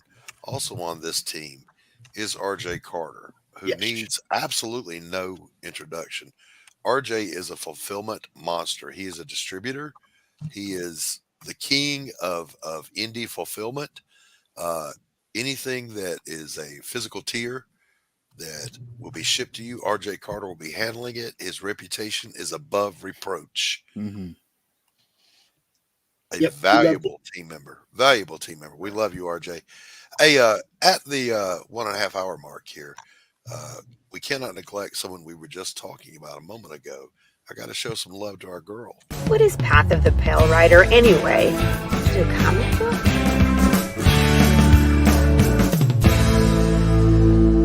No, that's not it.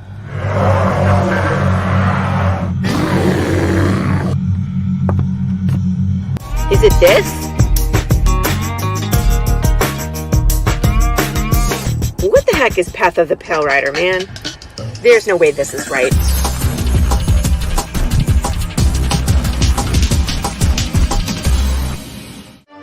How about this? I have no idea. We're gonna rob a bank. Oh, it's this.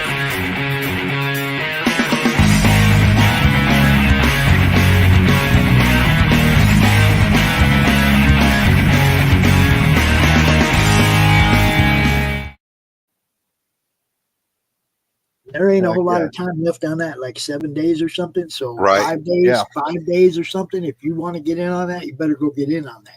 Right on. Right on. All right. Now I've got to do a little self shilling here, because after all, it is my damn show. Let me bring you up to date, boys and girls. Pariah Blood and Mud. The proof copy should be in our hot little hands today.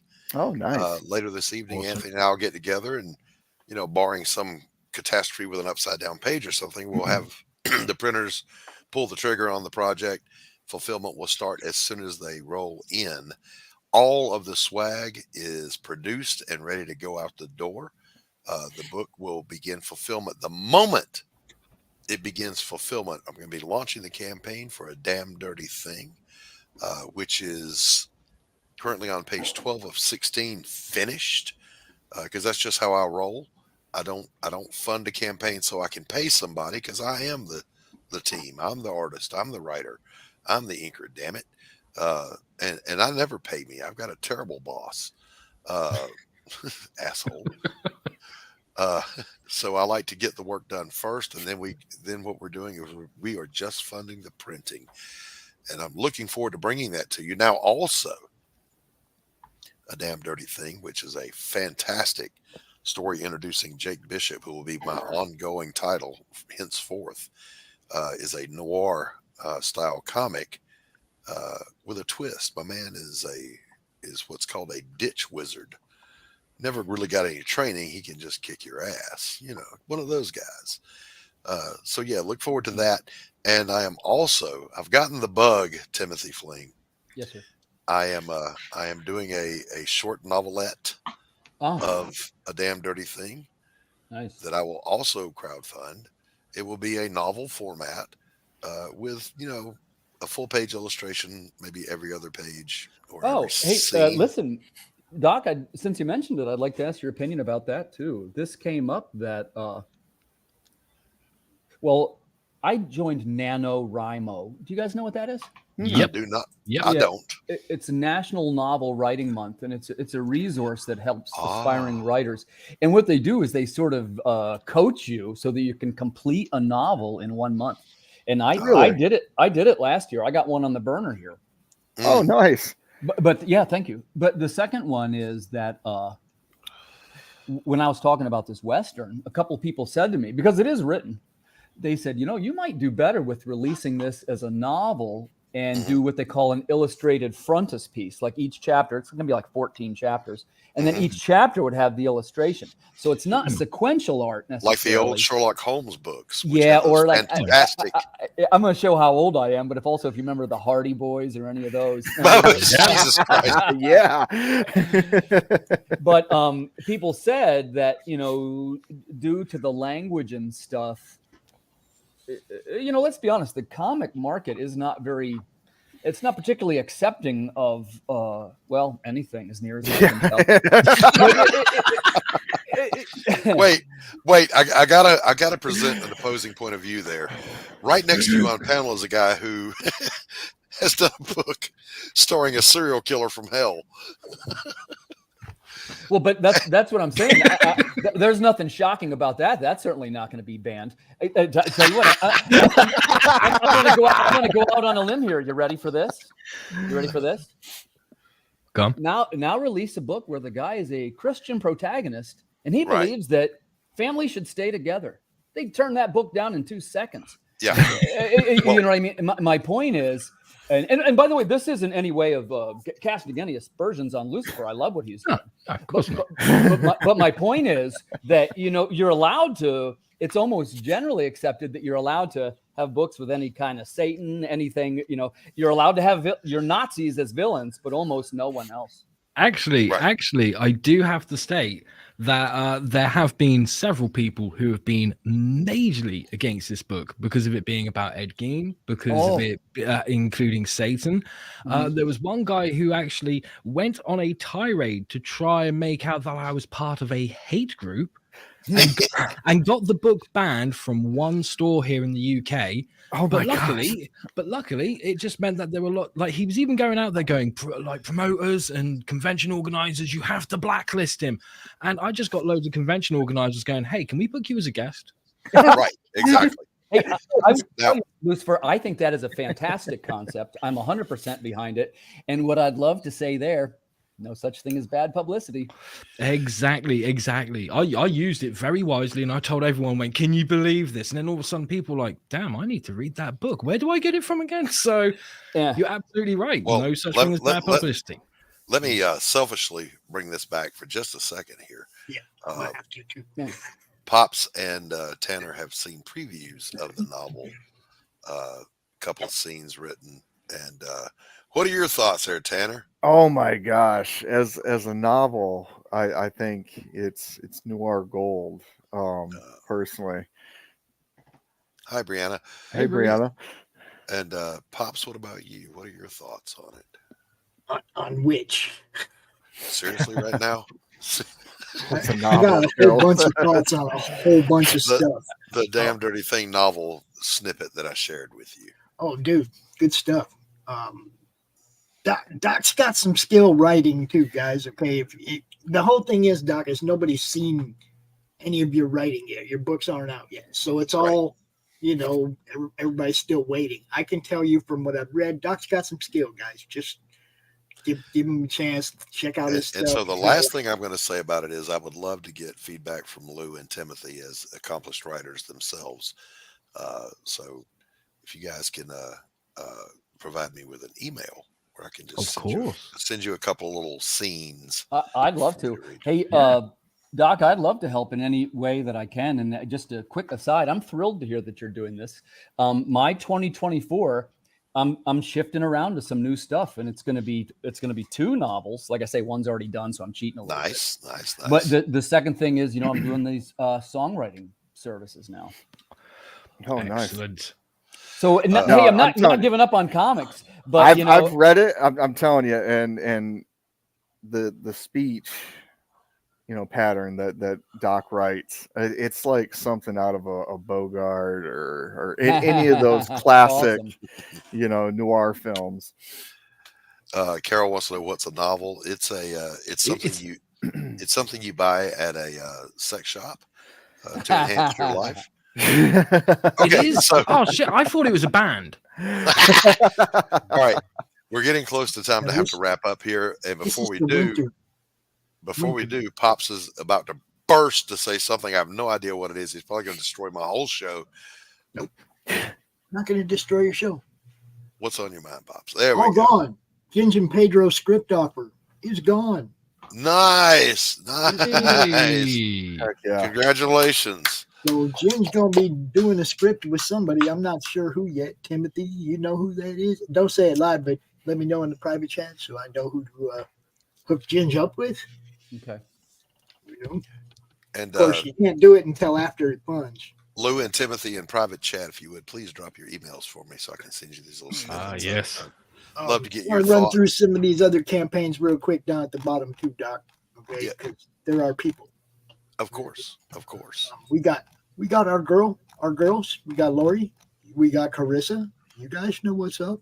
We have a crossover coming from them as well. There's a crossover print. If you get both, you get a print. Yep. And waifus and kaiju, Ginge and Pedro. We're just talking about Ginge and Pedro. Look at that. You see how that works? Hell yeah. Our boy Tanner Hurley, Electric Agent of Helix, right there. Go check it out. Links right there. Our boy RJ, the Monsters Next Door paperback. Purchase the Monster Next Door today. And our girl, who comes up on her show in about 15 minutes right here on the network, Christie freaking Shinn, Demon Bitch, I Hate You All, as well as a children's book. Mr. F Word, or DB meets Mr. F Word or something like that.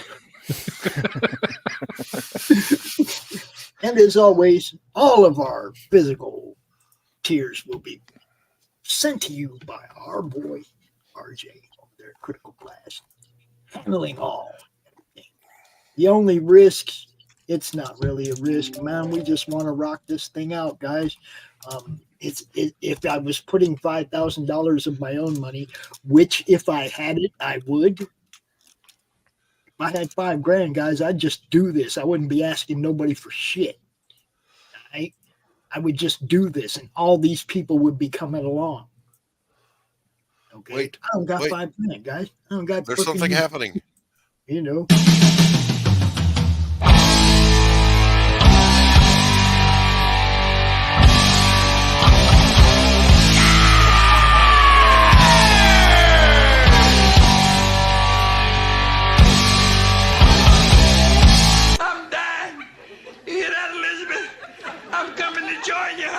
I'm 56 years old. Damn! I'm sorry. All right, Mr. DeMille, I'm ready for my close-up.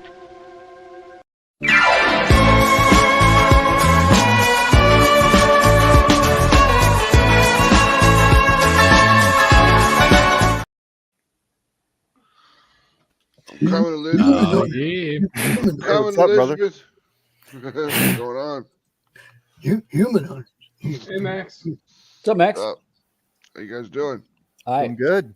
Even better for seeing your lovely face. Too much handsome, guys. Seriously, too much. Max! What's up? What's up, brother? Nothing. Just woke up. Brianna, it is always lovely to see you. It's not really a show until Brianna and Q are here. Just saying. True. Right. Carol, not so much, Oh, I'm kidding, Carol. There's nothing but love for you here. Dude, that Madness sauce that Chris Brown made, that 9 Carolina Reapers and 35 ounces of honey mustard sauce. That's spicy shit, boy, but it's good. It's good. It's good. delicious and will absolutely require you to get a new intestinal lining. Yeah. Hey, and if you're so inclined, I'd drop the link too. I have a project on the burner, but I pushed it back. I didn't like the water. It looked a little too tumultuous to me. You look on that thing saying 313 live projects. So I pushed mine back to November 16th. I'm going to see if I can build the followers a little bit. okay. Yeah. And Timothy, we got to get you out here and just spotlight you on the show. I'd like to really talk about your projects and about writing. So we've got a guest next week. We're going to have Dojo Kun out here talking about Shifter. Oh, I like that guy. Brian, right? Brian? Yeah. So we're gonna have you out after that, if that's cool with you. I'd love to. And Doc, I still want to talk to you about the guitarist thing. I know you're super busy, but when we free up, we love talking about the guitar. Yes. And actually, I have my list. Supposed to be with us. I have my list. Tanner's always with me, brother. All right. I like Tanner. Tanner is my ride or die. All right. He is the top gunner on the turret. Okay. Sure, Nate. Sure. Carol, I feel this on a deep You said level. first to die, Tanner, the top guy on the turret. Yeah, I'm used to it. The other day, Carol, I thought I had grabbed my cell phone when I went out, and it wasn't my cell phone. It was my other cigarette case. So imagine my surprise when I pulled it out to try to make a call. That shit don't work. I had a similar one once where I thought I grabbed my phone, went to make a call, and it was the TV remote. Oh, See? Like you're the one just Hey, he wanted to bring TV with him. That's right. That's right. Just brought the wrong thing. I always just lose my phone. Not that kind of top gun. The coaxial. No, go ahead, Q. This is fine. I'll roll. Yeah, yeah. The Abrams. It's not a coaxial machine gun. It is a. It's a coax. I thought it was independently movable. What, the main gun? No, or we have not the main gun. The 50 cal. We have a coax. Okay, so the 50 cal is. Okay, but there's a coax also on the gunner station. Okay, all right, all right. You got two options. Yeah, there's two options. Oh, there's three. Yeah, well, yeah, we can deliver both. We can blow a hole through the universe to get you, or we can send you that personal touch of a 50 cal pop in your pumpkin. Yeah, that's the TC's weapon. We have two options right now, Doc. Uh-huh. I can disconnect the madness from this show and it can continue, and then Christy can come on and do her show. Let's do that. Okay. For everybody watching right now on the Madness Twitter, Twitch, YouTube, or Facebook, or in the Steel Token group or whatever, we're going to end this show right now on those broadcasting channels, but we're still going to be live on Doc's on my Twitter, channel, Doc's YouTube. Okay. We'll still be out here. So peace to all you watching in the one place. And Christy, hey, Madness, we love you. We love you. And you are always welcome at Doc's Coffee Shop, where Broomhilda will bring you a piping hot cup. I don't know what her name is yet. Morag, I keep telling you. Morag. Stop it, Lou. Stop it. It's not a friendly name. All right. It's got to be a Madge or a Midge or. That's the intentional part. I'm telling you. Bye, YouTube. Peace. So, we got to do this one at a time, Doc. Bye, Steel Token Comics. Bye, Madness. And bye to the general madness at large. Peace. There you go. And where's that? Where's that going? And where's that going? Okay. So we're going to segue into something here that I didn't anticipate. And Stephen B., why are you not on camera? You cannot hide behind an icon on my channel, sir. He knows this to be Son of a true. bitch, why we have told you time and time again. All right. Stop being petulant, sir. And this isn't the Vic King show. We don't want you focused just on your artwork. We want to see your smiling face because you're going to be part of this next conversation. Now, Stephen B. Writes as well as illustrates his own books. Max is a writer. Timothy is a writer. Lou is a writer. Tanner is a writer. I am also a writer. And here's a thing that came up on your channel, Timothy. I was lurking and working. A good point was made.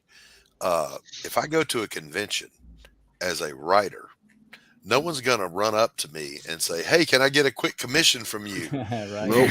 You know, write me a script real quick. No, that shit don't happen. No. The art always gets all the love, and that's cool too because I'm an artist, so I don't have a problem with that. But the writers are a little bit either unsung heroes or they're a superstar like Mike Barron or Chuck Dixon. Right. They completely overshadow any art team they're on, just about, who they are. Mm-hmm. So I was thinking, Timothy, as I was watching your show, let's compare that to a band, shall we? Yeah, let's do it. We all know that the sequential artist, he's the lead guitar player. The lead guitarist, definitely. He gets the solo, would you say then that the writer is the bassist? He's the drummer. I would have said drummer. I would have said drummer. Well, Yeah. I would say vocalist. Exactly. Vocalist. Exactly. No, I wouldn't say vocalist. I'd say the drummer because the writer sets the tone, sets the speed, sets the pacing, lays down the beat. The beat. This is the way it is. But I've noticed this, Timothy, and I want everybody else to chime in on this too. You ever look at the really big bands and then read the credits for who actually does the writing? It's usually the bass player. Yep. The bass player writes the songs and the lyrics. Here's a good example for you. Motley Crue, who has sucked on everything they've done after Shout at the Devil, Fight Me, I'm Right, You're Wrong. The talent in that band was Tommy Lee on drums and Nikki Sixx on bass. Not a phenomenal bass player, just a solid bass player, but a great songwriter. Mm-hmm. Vince Neil, I'm sorry, one of the worst singers ever to call himself a singer. And Mick Mars, bless his arthritic little heart, is not exactly a shredder. He's a solid guitar player, but nothing. He's not Randy Rhoads. Come on, It's not going to make anybody's top 10 lists. Not going to make anybody's top 40. No.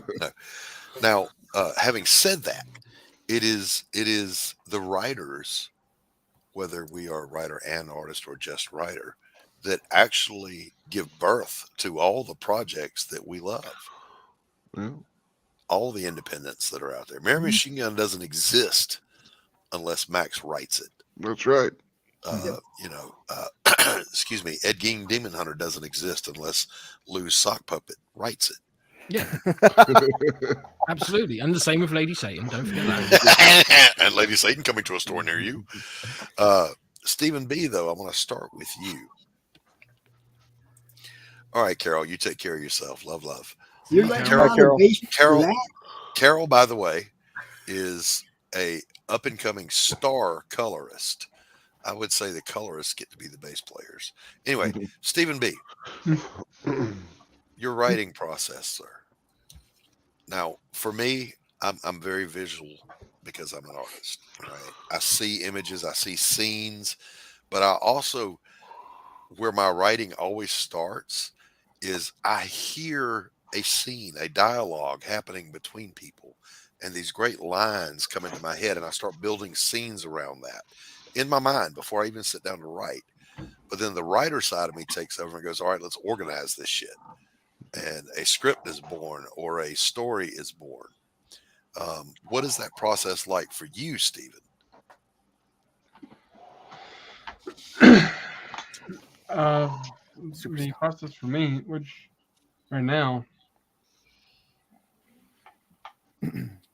I look at things as a scenario, a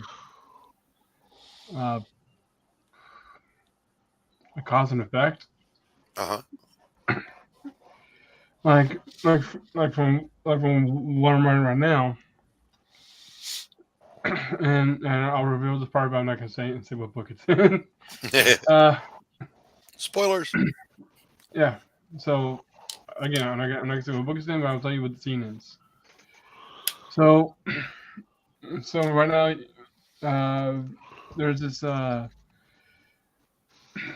first, as usual, I'll always write the landscape, and for this one, it's the inside of a corporate building. And one thing I focus on is setting the scene, because I don't think what some people realize is that for writers in comics, they're pretty much the same thing as directors in movies. Okay. Yeah. Or actually, they're the same way as writers in movies. Screenwriters, yeah. But they give direction for the artist, who is basically the director of the comic. Right. So you got to kind of be the screenwriter and director as you're composing the story. Right on. So do you go to a script first, or do you start drawing and scripting in your head? Well, first I develop the characters, and then I think how would they fit in the story, and then while I'm thinking that, I start writing the script, or if I already have an idea in mind, I would draw it out. There you go. So again, being the artist and the writer, it's kind of a blend. It's a synthesis for you. I cannot word today. I has the dumb. He has the dumb. So, me writer, use them words. So in this scene, three goons are talking to their boss, and if they don't produce what he wants, then something bad's gonna happen. and Okay. and it's gonna affect one of the goons. Right. So go ahead. Oh, I was just going to say, damned if that doesn't sound a lot like the way I approached Pariah, in that I create the scenes and then I kind of stitch them together. Is that what you're painting for us? I'm sorry, say it again. I need to turn up the volume here. Creating scenes in your head and then stitching them together.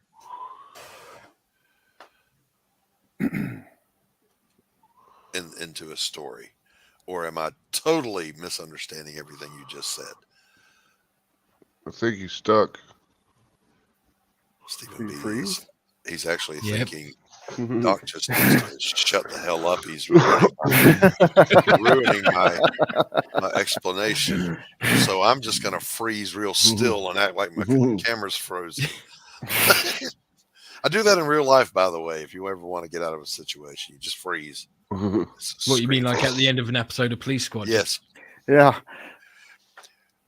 True story. I was visiting my sister and my niece when she was a toddler.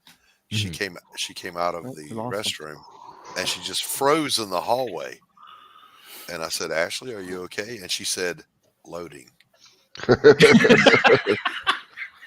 I collapsed into hysterics on the floor. Whatever else this girl is going to do in life, she's going to be good at it, because damn. Loading. So she's an NPC. So hey, let's let Stephen B back in. I don't know what happened. My brain froze, and it impacted you, Stephen. Sorry about that. I forgot what I was saying there for a minute. What I was asking Stephen B is it a kind of the approach where you create the beats of the story, the scenes, and then you stitch them together as you do the pages? Okay. Because that's how I did Pariah, and it worked really well. The only drawback to that, and for the pure writers that aren't artists, is that creates a nightmare for you if you're not careful in how to stitch the scenes together. So having abused myself horribly on Pariah that way, for a damn dirty thing, I wrote the damn script and I'm going panel by panel in order. Yep. So how do I start how I start a whole story is first I'll think about the beginning. How do I want the beginning to start, and also how do I want the end to start, and then I'll work on the middle. Right. All right. I got my beginning, I got my end. How am I going to get to the end? So yeah, absolutely. And a lot of great writers have said, know how your story ends and then write backwards. Well, that's how I do it, Doc. That's how I do it. Oh, really? Too. Yeah, and that's exactly what I was about to throw out there to our center row here. All these guys are great writers. So Timothy, that's something you do. You know the end, and you got to figure out how you get there. I write all my stories. I'll write them all backwards. I guess I kind of do the same, but like I write page 1 through 24, and then I start plugging in everything in there, and then if there's a blank, then I fill it in and whatnot. But you know where you're going, though. You know how you want it to end. Yeah, I usually start with the beginning and an end. Okay, all right. And Max, you said same thing for you? Start with the end and backwards plan. Okay, all right. Kind of, that's, by the way, those you don't know, in the military, that's how we do mission planning. Yeah. You decide what the objective is, and then you build how you're going to get there. Lou, what about you? It's different every time. Sometimes I go in and I have a clear vision of what the ending is. And I tend to have a clear vision of what the opening is, because at the end of the day, the first page of your book sells the book. The last page sells the next book. Oh, well So said, sir. you need to focus on those things. But sometimes I've gone into projects and gone, I've got no fucking idea how this is going to end, but it's going to be a great time finding out. Yeah, I was writing a novel a couple of years ago, and it's hundreds of pages long, and I lost most of it. I have recently found some of it. I may publish it, but there's the adage that your characters will take on a life of their own the longer you write them. Yes. And Yes. in this particular Yes, story that I was doing, the ending that I had to throw it out the window because the book was just going in a direction that I did not anticipate. And I heard a lot of writers say, "Don't fight that, follow it, see where it goes." Yeah, absolutely. Let the story tell itself. Yeah. And so I want to throw this out there too as a writing thing. Stephen Brust is the writer behind the Dragera series that's been going on since the 80s. Vlad Teltos. He's a great writer. If I knew him in person, I probably wouldn't like him because he's a hardcore communist / socialist. Right. So I'd probably want to punch him. But I love his writing, number one. And number two, I can't argue with his theory. He calls it the theory of cool stuff. And that is this. If you write what is cool to you, somebody out there is going to agree with you and they're going to buy it. So he said, for example, I like rapiers and fold down boots and hats with feathers in them more than I like broadswords and loincloths. So that's what I write because I think it's cool. And I ended up with a bestseller because apparently other people think that's cool too. The rule of cool. Yeah. There's a line I learned from watching. Someone asked advice from Stan Lee when he was still around, and I forget what is the question. The question was how I know if people would like what I make. And Stan Lee, if you know how he is, his answer was, don't worry what other people think of, or don't worry about pleasing your audience. Focus on focus on what you want in your story. Well, yeah, we tapped on that earlier. And just know that, like Doc said, there are thousands of people like you that will like the same thing. Right. Yeah. Exactly. Because you can't please everybody. And you're not going to. You're absolutely not going to. Trying to please everyone is a fool's errand at the end of the day. And a surefire way to please no one. Yep. Yes, absolutely. I mean, like, think about all the bands that you love out there. Like, say that you're a Slipknot fan. Do you think that they woke up and went, you know who we need to please? Everyone that loves Daft Punk. No, they were like, our audience is metalheads. Right. But if you look on YouTube now, there are hundreds of thousands of React channels where it's all like rapper, hip hop head reacts to Slipknot, and they come away from it going, "That's amazing! This is awesome!" Yeah, right. That's how you truly please the largest audience you can, is by focusing on a small audience that you like. Right, I know what they like. I like it too. Let's kick some ass. And there you go. There's a long history. I'm not going to name the band, but a very long running band who has dozens of albums, almost an album a year for the last 40 years. And on every single album, there's one in your face, hell yeah, great song, maybe two, at most three, and the rest of them just meh. But these guys said, we don't ever sit down to write a hit. We just write what we want, and out of that, there's going to be something that catches with somebody. Yeah, absolutely. I mean, like, When I unless you're Queensryche, then everything is fantastic. Well, I mean, Doc's talking about the Little River Band. Stop it. When I work on a book, I don't do it because I go, oh, I've got an idea that I think people are going to like. I do it because I get that idea that makes me excited, that makes me feel that same feeling I got when I first heard someone describe Hellraiser to me. Something that I hadn't seen, and then I went and saw it and went, oh, that's amazing. But that initial feeling you have before you see it, that excitement, it's so hard to describe.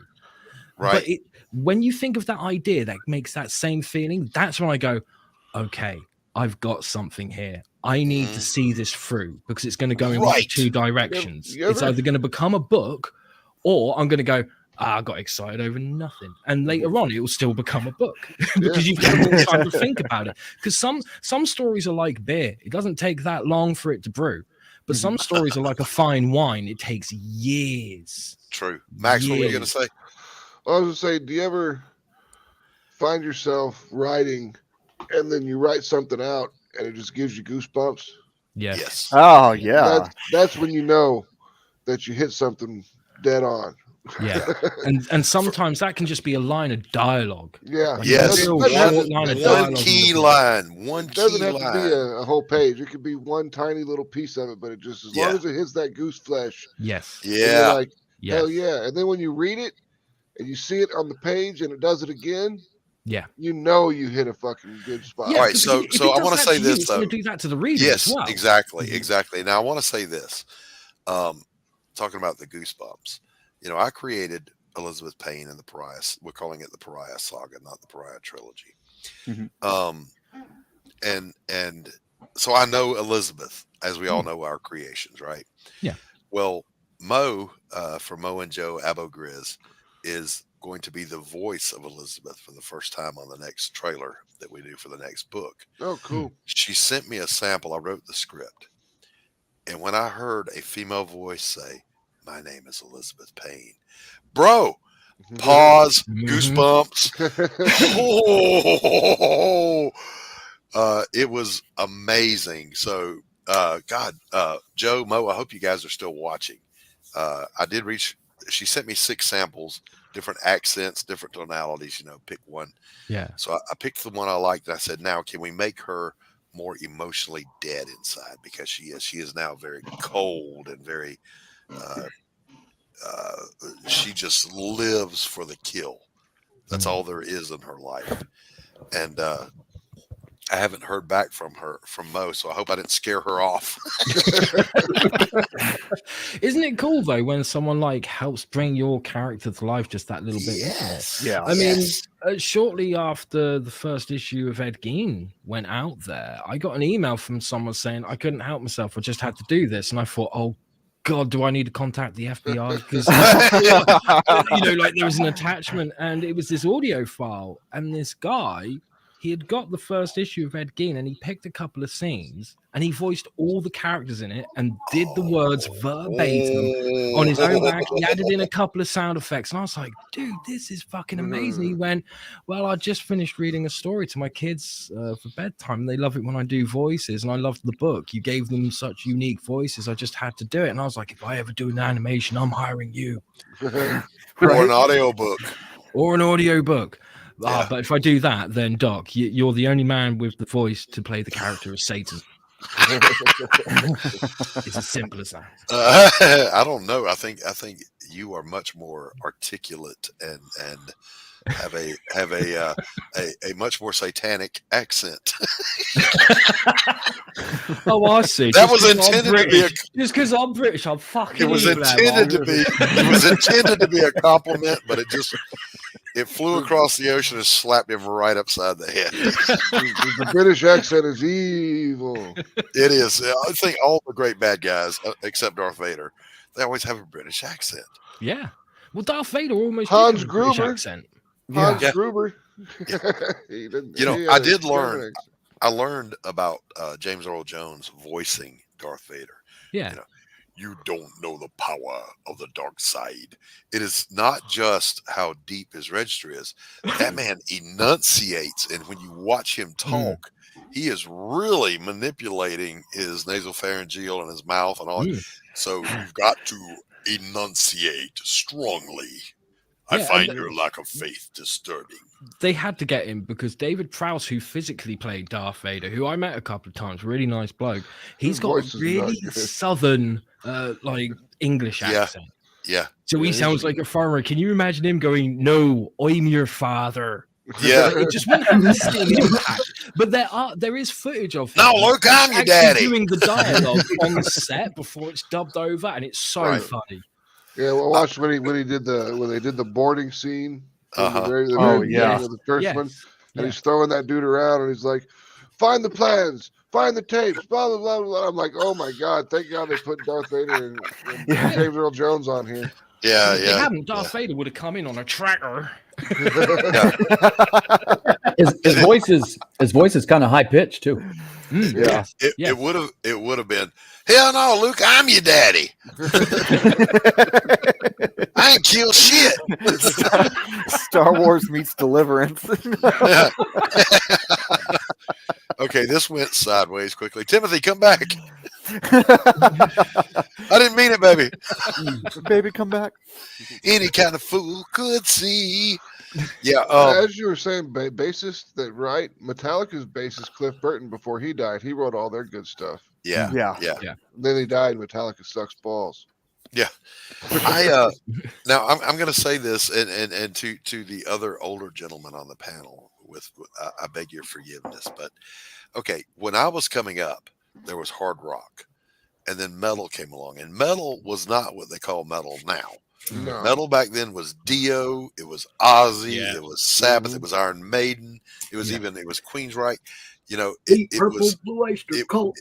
No, that was hard rock, because what made metal were big soaring vocals and strong heavy melodies. You know, and then when thrash came along, that's what they call metal now. We call thrash because and Timothy, you'll know this as a musician. We would talk about when you play muted bar chords, that's thrashing. That was thrashing. Well, here comes a whole genre of music that just does that, and they do it fast. Especially in the subgenre of gent. Well, I don't know, because once that became what people called metal, particularly when a band comes along and goes, "Hi, we're Metallica, and we're just going to claim all of metal as our own." Well, that's what metalheads gravitated towards. But that's not what I call metal. Metallica was more of a speed metal band. Yep. Yeah. What I'm looking for is big vocals, hugely talented musicians, just over the top, oozing talent. Priest was metal, but they only had their one real star, and that was Rob Halford, in vocals. Otherwise, they were just, pretty ordinary. They wrote some good songs, don't get me wrong, but they were metal. But I said that to say this. Things change, but I don't. So, Timothy, when we finally do, that's why I called you back, when we finally do our top 10 guitar players of all time, you ain't going to see nobody from modern times on my list. Neither will you see Jimi Hendrix or Eric Clapton, because they are not metal guitarists. No, they're not. And when Rolling Stones published their top rock guitarists of all time, and Randy Rhoads didn't make the list, but Bob Dylan did, I never bought another Rolling Stone after that. Yeah, that's kind of like, the unsung hero of Manowar was Ross the Boss. That guy was a fantastic guitarist. Yeah, he could do whatever he wanted, but once again, all written by the bass player. Yeah. All right. I was going to say, I'm not the biggest Manowar guy, but you compare the bass player Manowar to the bass player Metallica, Cliff's going to go home and hide his face. Yeah. And listen, that's the other thing. No disrespect to Cliff Burton. He was great, but he was playing guitar with distortions with a 4-string. Okay. The guy's overrated, man. I'll say it. The only reason he's popular is because he died. The guy's not a good bass player. I hear about him, and then you got to remember my standard for what I consider that godlike bass player is Billy Sheehan. Okay. Yeah. Billy Sheehan can walk to the edge of the stage and melt your face right off your skull. All right. It's involuntary. It just slides right off. There's nothing you can do about it. And then he starts playing. And then he starts the solo. Eddie Van Halen's famous guitar solo that he did on 5150 Live Without a Net. There's 3 acts in that solo. The third act, where he's slapping and doing harmonics at the same time, which is an Eddie thing. He learned it from Billy Sheehan, a bass player. Let me repeat that, boys and girls. Eddie Van Halen learned from a bass player. Hello. All right. That doesn't quite sound right, buddy. That doesn't quite sound right. Just throwing it out there. Van Halen was already on the map by 75 or 76. The first Dallas album was maybe 7 years. No. I'm not saying Eddie taught him to play. I'm saying that particular part of his solo, he learned it from Billy Sheehan, and he said so. Now, Billy Sheehan also, by the way, famously said, by the way, it's on YouTube. Here's my version of Don't Stop Believing by Journey. I was in a cover band. There were only 3 of us because that's more money for each of us. So I had to play the rhythm and the bass. Yep. And you will see the man play the rhythm and the bass to Don't Stop Believing. And you'll go, huh, that's fucking genius and evil at the same time. The thing that killed me was the Man of War's bassist when he played Sting of the Bumblebee, which is Flight of the Bumblebee, on the bass guitar. Yep. Flawlessly. Yeah. Flawlessly live. And I was like, all right, dude, you've got me. He also does that. They do a pretty cool bass rendition of the William Tell Overture. Yep. Now, to bring this back to writing. Yes. Okay, now, see, we're ultimately all geeky fanboys who buy concert jerseys and buy tickets to shows. Okay, that's who we are in our heart. But to bring this back to writing and how unsung they are as a hero, I gotta ask, Lou, you are identified with your trademark, with your properties in a very big way, much more than your artist is. I think that's strangely fair to say, and it should actually be the other way around. Well, and that's kind of what I expected. I actually expected more people to be like, oh, Lady Satan, Christian Rossi. Ed Gein Demon Hunter, Christian Rossi. You know? But yeah, I guess it is because I've been doing it a long time, but I'm one of those people that you probably haven't heard of until now, kind of thing. But yeah, when I tell my story and you either know or you don't. Different things that I've done, people go, really? You fucking done that? Like I have friends that I've known for like 10 years and we can be sat down talking together about something and then I'll just come out be like, oh yeah, well when I was the front man of a new metal band, and they'll be like, sorry, what? Right. When the fuck did that happen? Yeah. Now, the same thing is true, I think, of Atrocity Press. Max's voice runs through all the titles, regardless of who the art team is. Yeah. Timothy, what about you? Are you in a position where the Earth Dog stuff is more Timothy than it is the artist? And I'm not talking about contributions. I'm talking about identification. The voice of it all. Yeah, it's kind of a deep question, huh? That's a deep question. You know, my guess is you probably have to ask the audience that, right? Well, yeah. Ultimately, the audience are the ones who decide. You got to ask the audience, but you can still poll the audience and then come up with a good response based on your feedback that you've already gotten. You know. Well, personally, I can speak for Apothic. Like I wrote it. A lot of my stuff is, I'm always giving my thanks to the extreme era of Image Comics. Right. So since I write my stuff for the artist, I expect the artist to kind of shine, to get out there and be out front. Yeah. It's like when I write my scripts, I write them directed towards the artist. I'll be like, so you remember this? Yeah. This is what we need to do here. Right. Exactly. Exactly. I do that too. And I remember there was a writer I was working with in the 90s that I didn't like, and he was a terrible writer, and he knows who he is, and I've confronted him live on a stream one time too. You still owe me my pages and my paycheck, buddy. I haven't forgotten. Is this the same guy who? Yes. Yes. But the other side of that is I worked with another writer, and he was a great writer. His name was Mike Harper.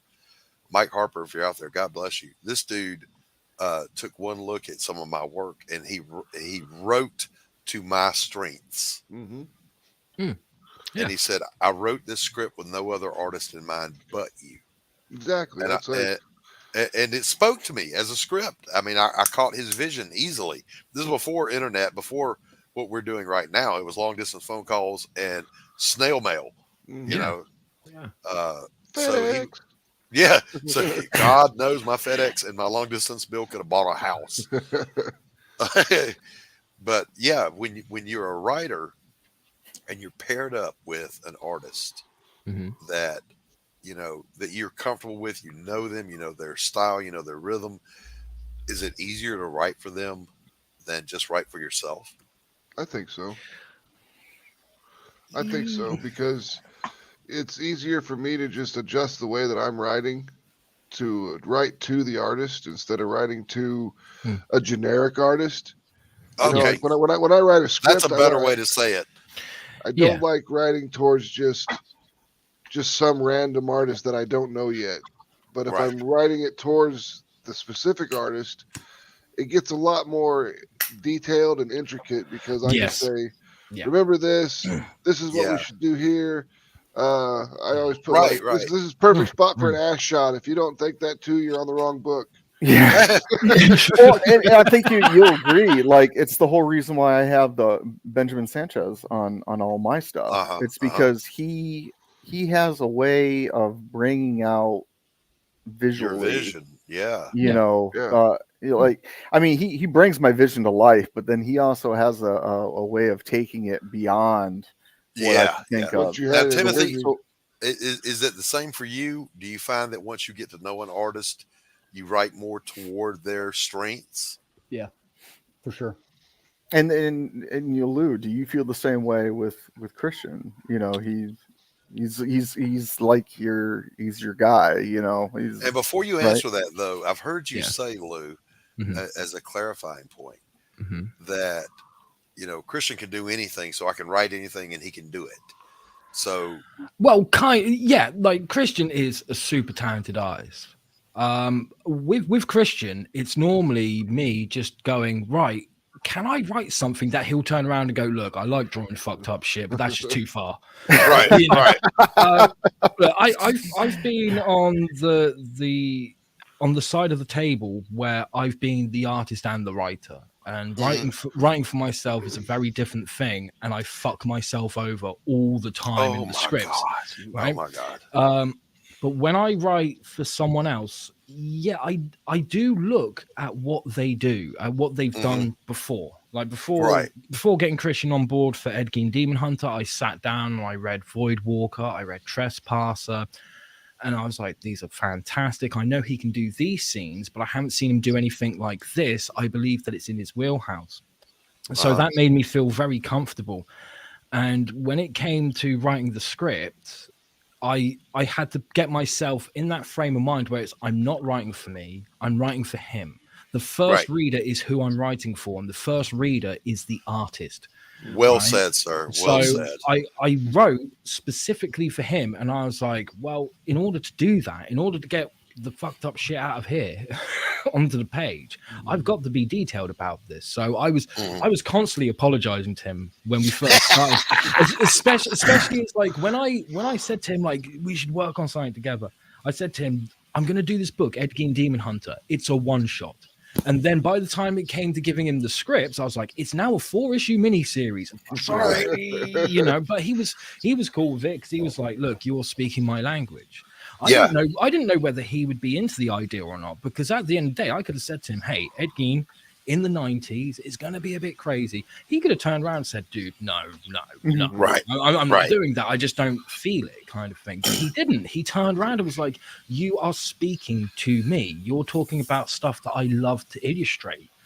You know, Right. part of the reason why he agreed to do Lady Satan is he was like, well, I've worked with you before. I know what kind of things you want me to draw. And I was like, yeah, you ain't seeing anything from Lady Satan, though. Or he still doesn't know what the end of issue 3 is going to be. And he's going to hate me for that one. You're still waiting. You're still waiting for him to go, fuck it, I'm out. Yeah. And I love working let me ask this. Yeah, let me ask this. 2 questions. One, and this one's for Stephen, Tanner, and Lou, because they're also artists. 2 questions. One, how important is it to have a script before you start doing your own book, your own art? Very. Because I can speak from experience on this one, where I was producing a book, and I was trying to drum up excitement for it, but the script wasn't finished, and it made it really difficult. Yeah, that was a learning lesson where I learned real quick. Yeah. Stephen, what about you? Well, I kind of learned. I kind of have like two answers for that. From writing the script for myself, and working with someone who is writing the script, give me a direction. For myself, it can go either way. But if you don't think of what the dialogue is for the characters you're drawing. Oh, we lost Timothy. Yeah.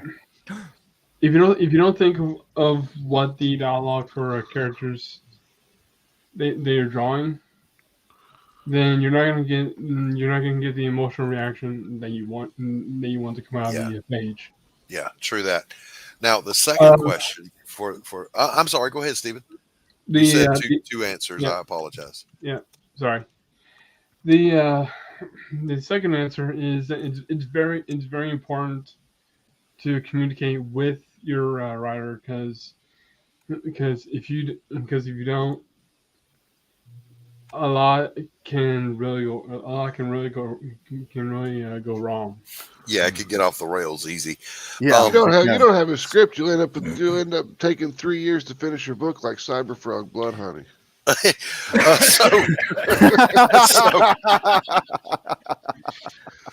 Thanks, Max. That's the truth. Thanks, Max. I needed the hate.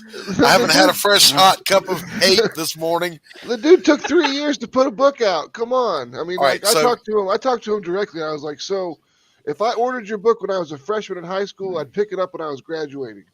And he's like, yeah, I guess so. So when you put it in perspective like that. I mean, now I'll say this. Here's my theory on that. Ethan discovered somewhere along the line a passion just as great as doing comic books, and that is broadcasting. Yeah. He absolutely fell in love with his own online persona and the love it generates, and he's good at it. Okay? Yeah. He's not bad at it. He's a good broadcaster. Yeah. So, but here's where I want to take this next part, though. This is again to the writers who are also artists. Have you ever written something as a writer that made the artist side of you go, I hate you? Yeah. All the time. That's why I stop drawing my own books. That's why I hire other people. I'd rather have someone else hate me. I hate me every fucking day. No, stop. I was going to say this. All right. Look, it is a well-known fact. If it's organic, I can draw it. I can paint it.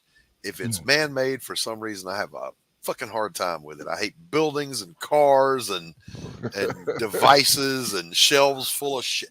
I hate drawing that stuff.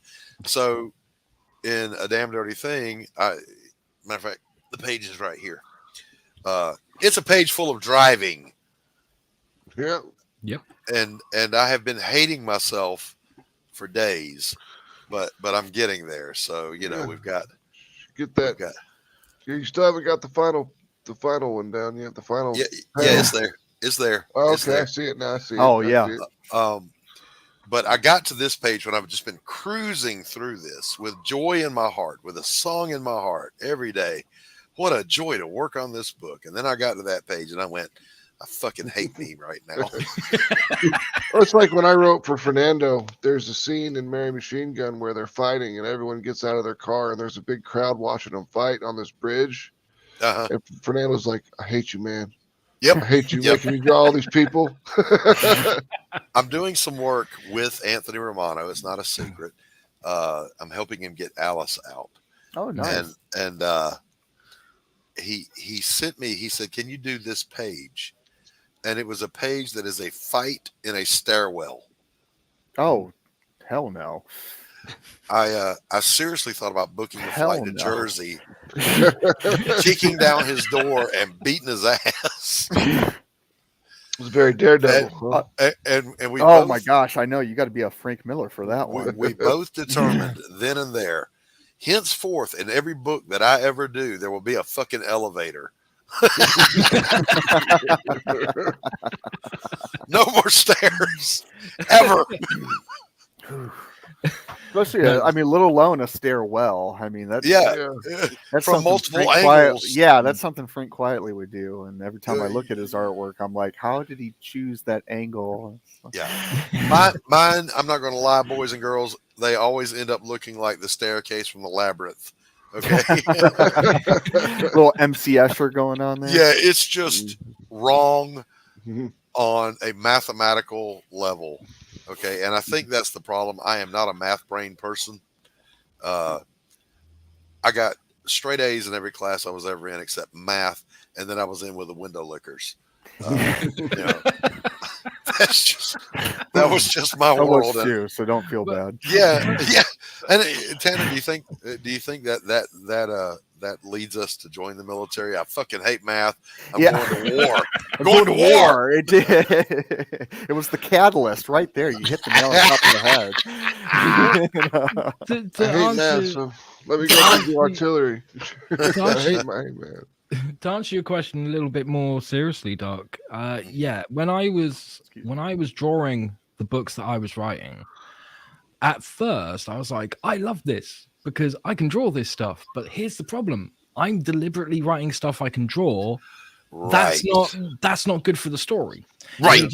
Right. Always do what's right for the story, and then I'd look at the script and go, I'm an asshole. Why the hell am I trying to do this to myself? But you have to do it. Yeah, you have to do it because it doesn't just improve your writing; it improves your drawing as well. Yes, right? yes. But it was getting to the point where I was like, you know what? This is a very good reason why I should get other people to draw it. Now, Stephen B., if you guys don't know, first of all, he's a master storyteller as far as his page layout, his design, the motion. He leads you through a page better than just about anybody. And Stephen, I've watched you, and I know this is true of you. You always bite off more than you can chew, and then you chew it. You still get it done. I've seen you do it. I'm working on 3 books right now. Huh? I'm working on 3 books. 2 of them are my own. No, I'm talking about with some of the things you decide you want on a page. Oh. What was the one where the guy gets his powers in Rev? Oh, hold on. I watched you struggle through that page because you wrote something that was challenging for you to draw, but you pulled it off. I know I have it here somewhere. Yeah, but I need to hear you say it to me, Stephen. Yeah, I wrote myself into a corner with this one. Oh, it was a pain in the ass. Yeah, thank you. But that's the thing, though. He fearlessly goes after this shit because the story needs it. Yeah. Here we go. Yeah. Oh, you still haven't done the digital acceleration yet in the center. No, not yet. That's gonna be put in digitally. Yeah. See, I was watching Stephen when he was creating this, and I went, if I'm the penciler, my writer sent me this, That's when I would just cash the check, quit, and say, find somebody else.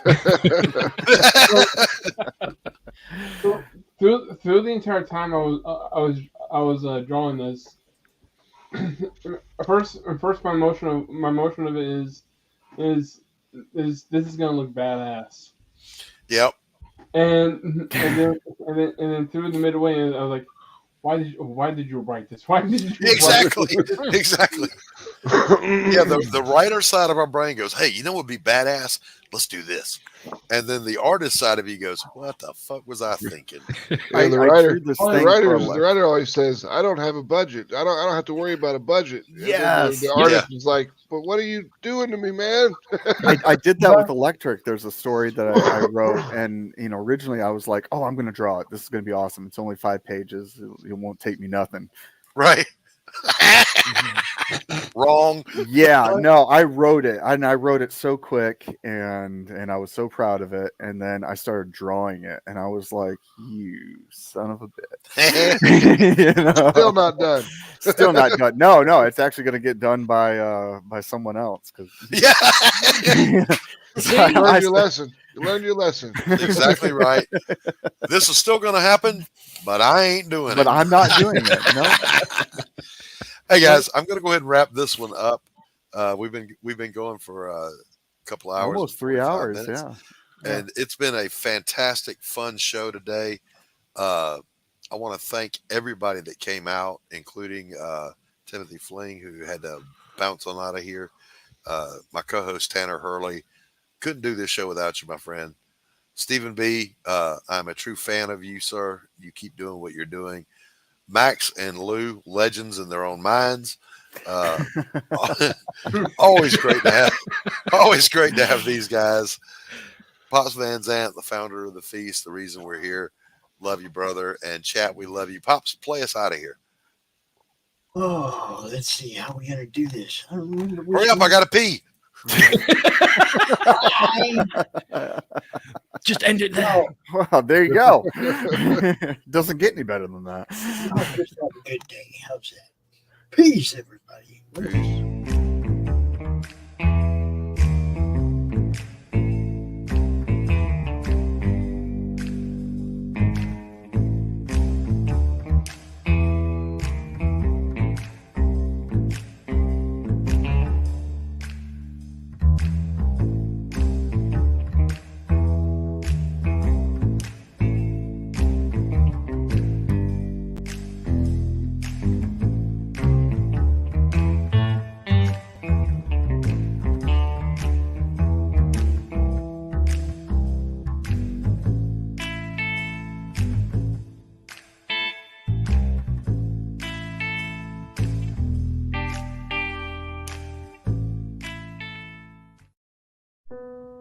Bringing you sex, sass, and style.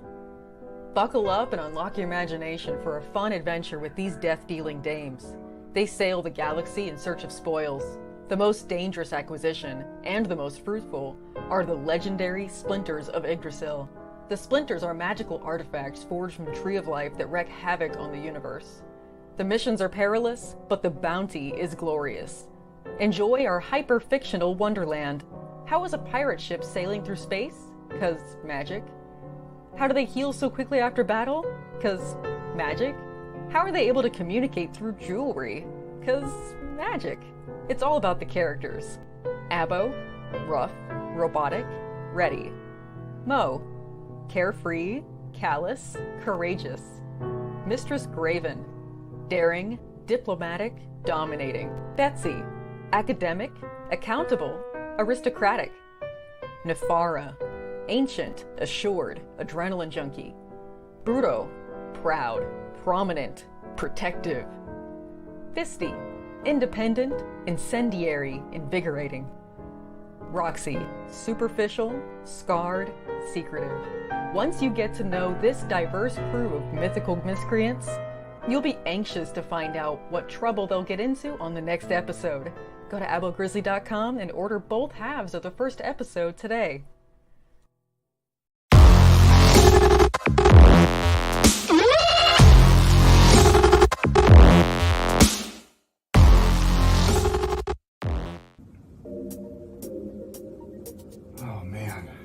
wish I could find a way to better advertise Apothic Press.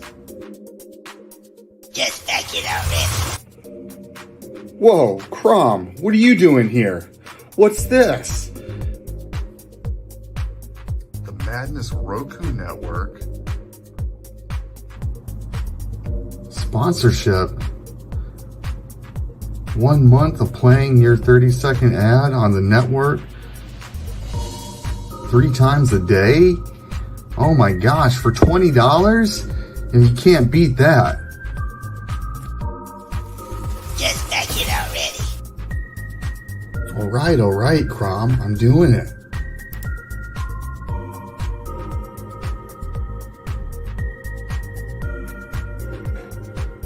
Awesome. Hi, I'm Tanner Hurley, founder of Apothic Press.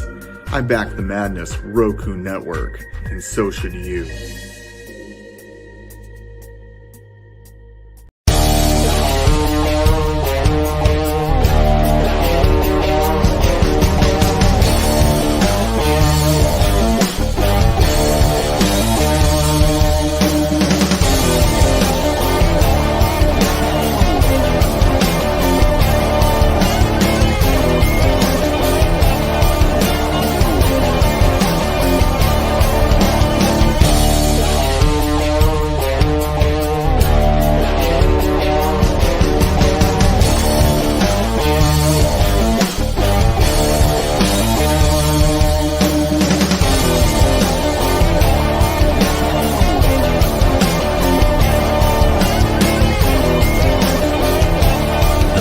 Entertainment Group presents the Madness Comic Network with original programming and additional comic-related content.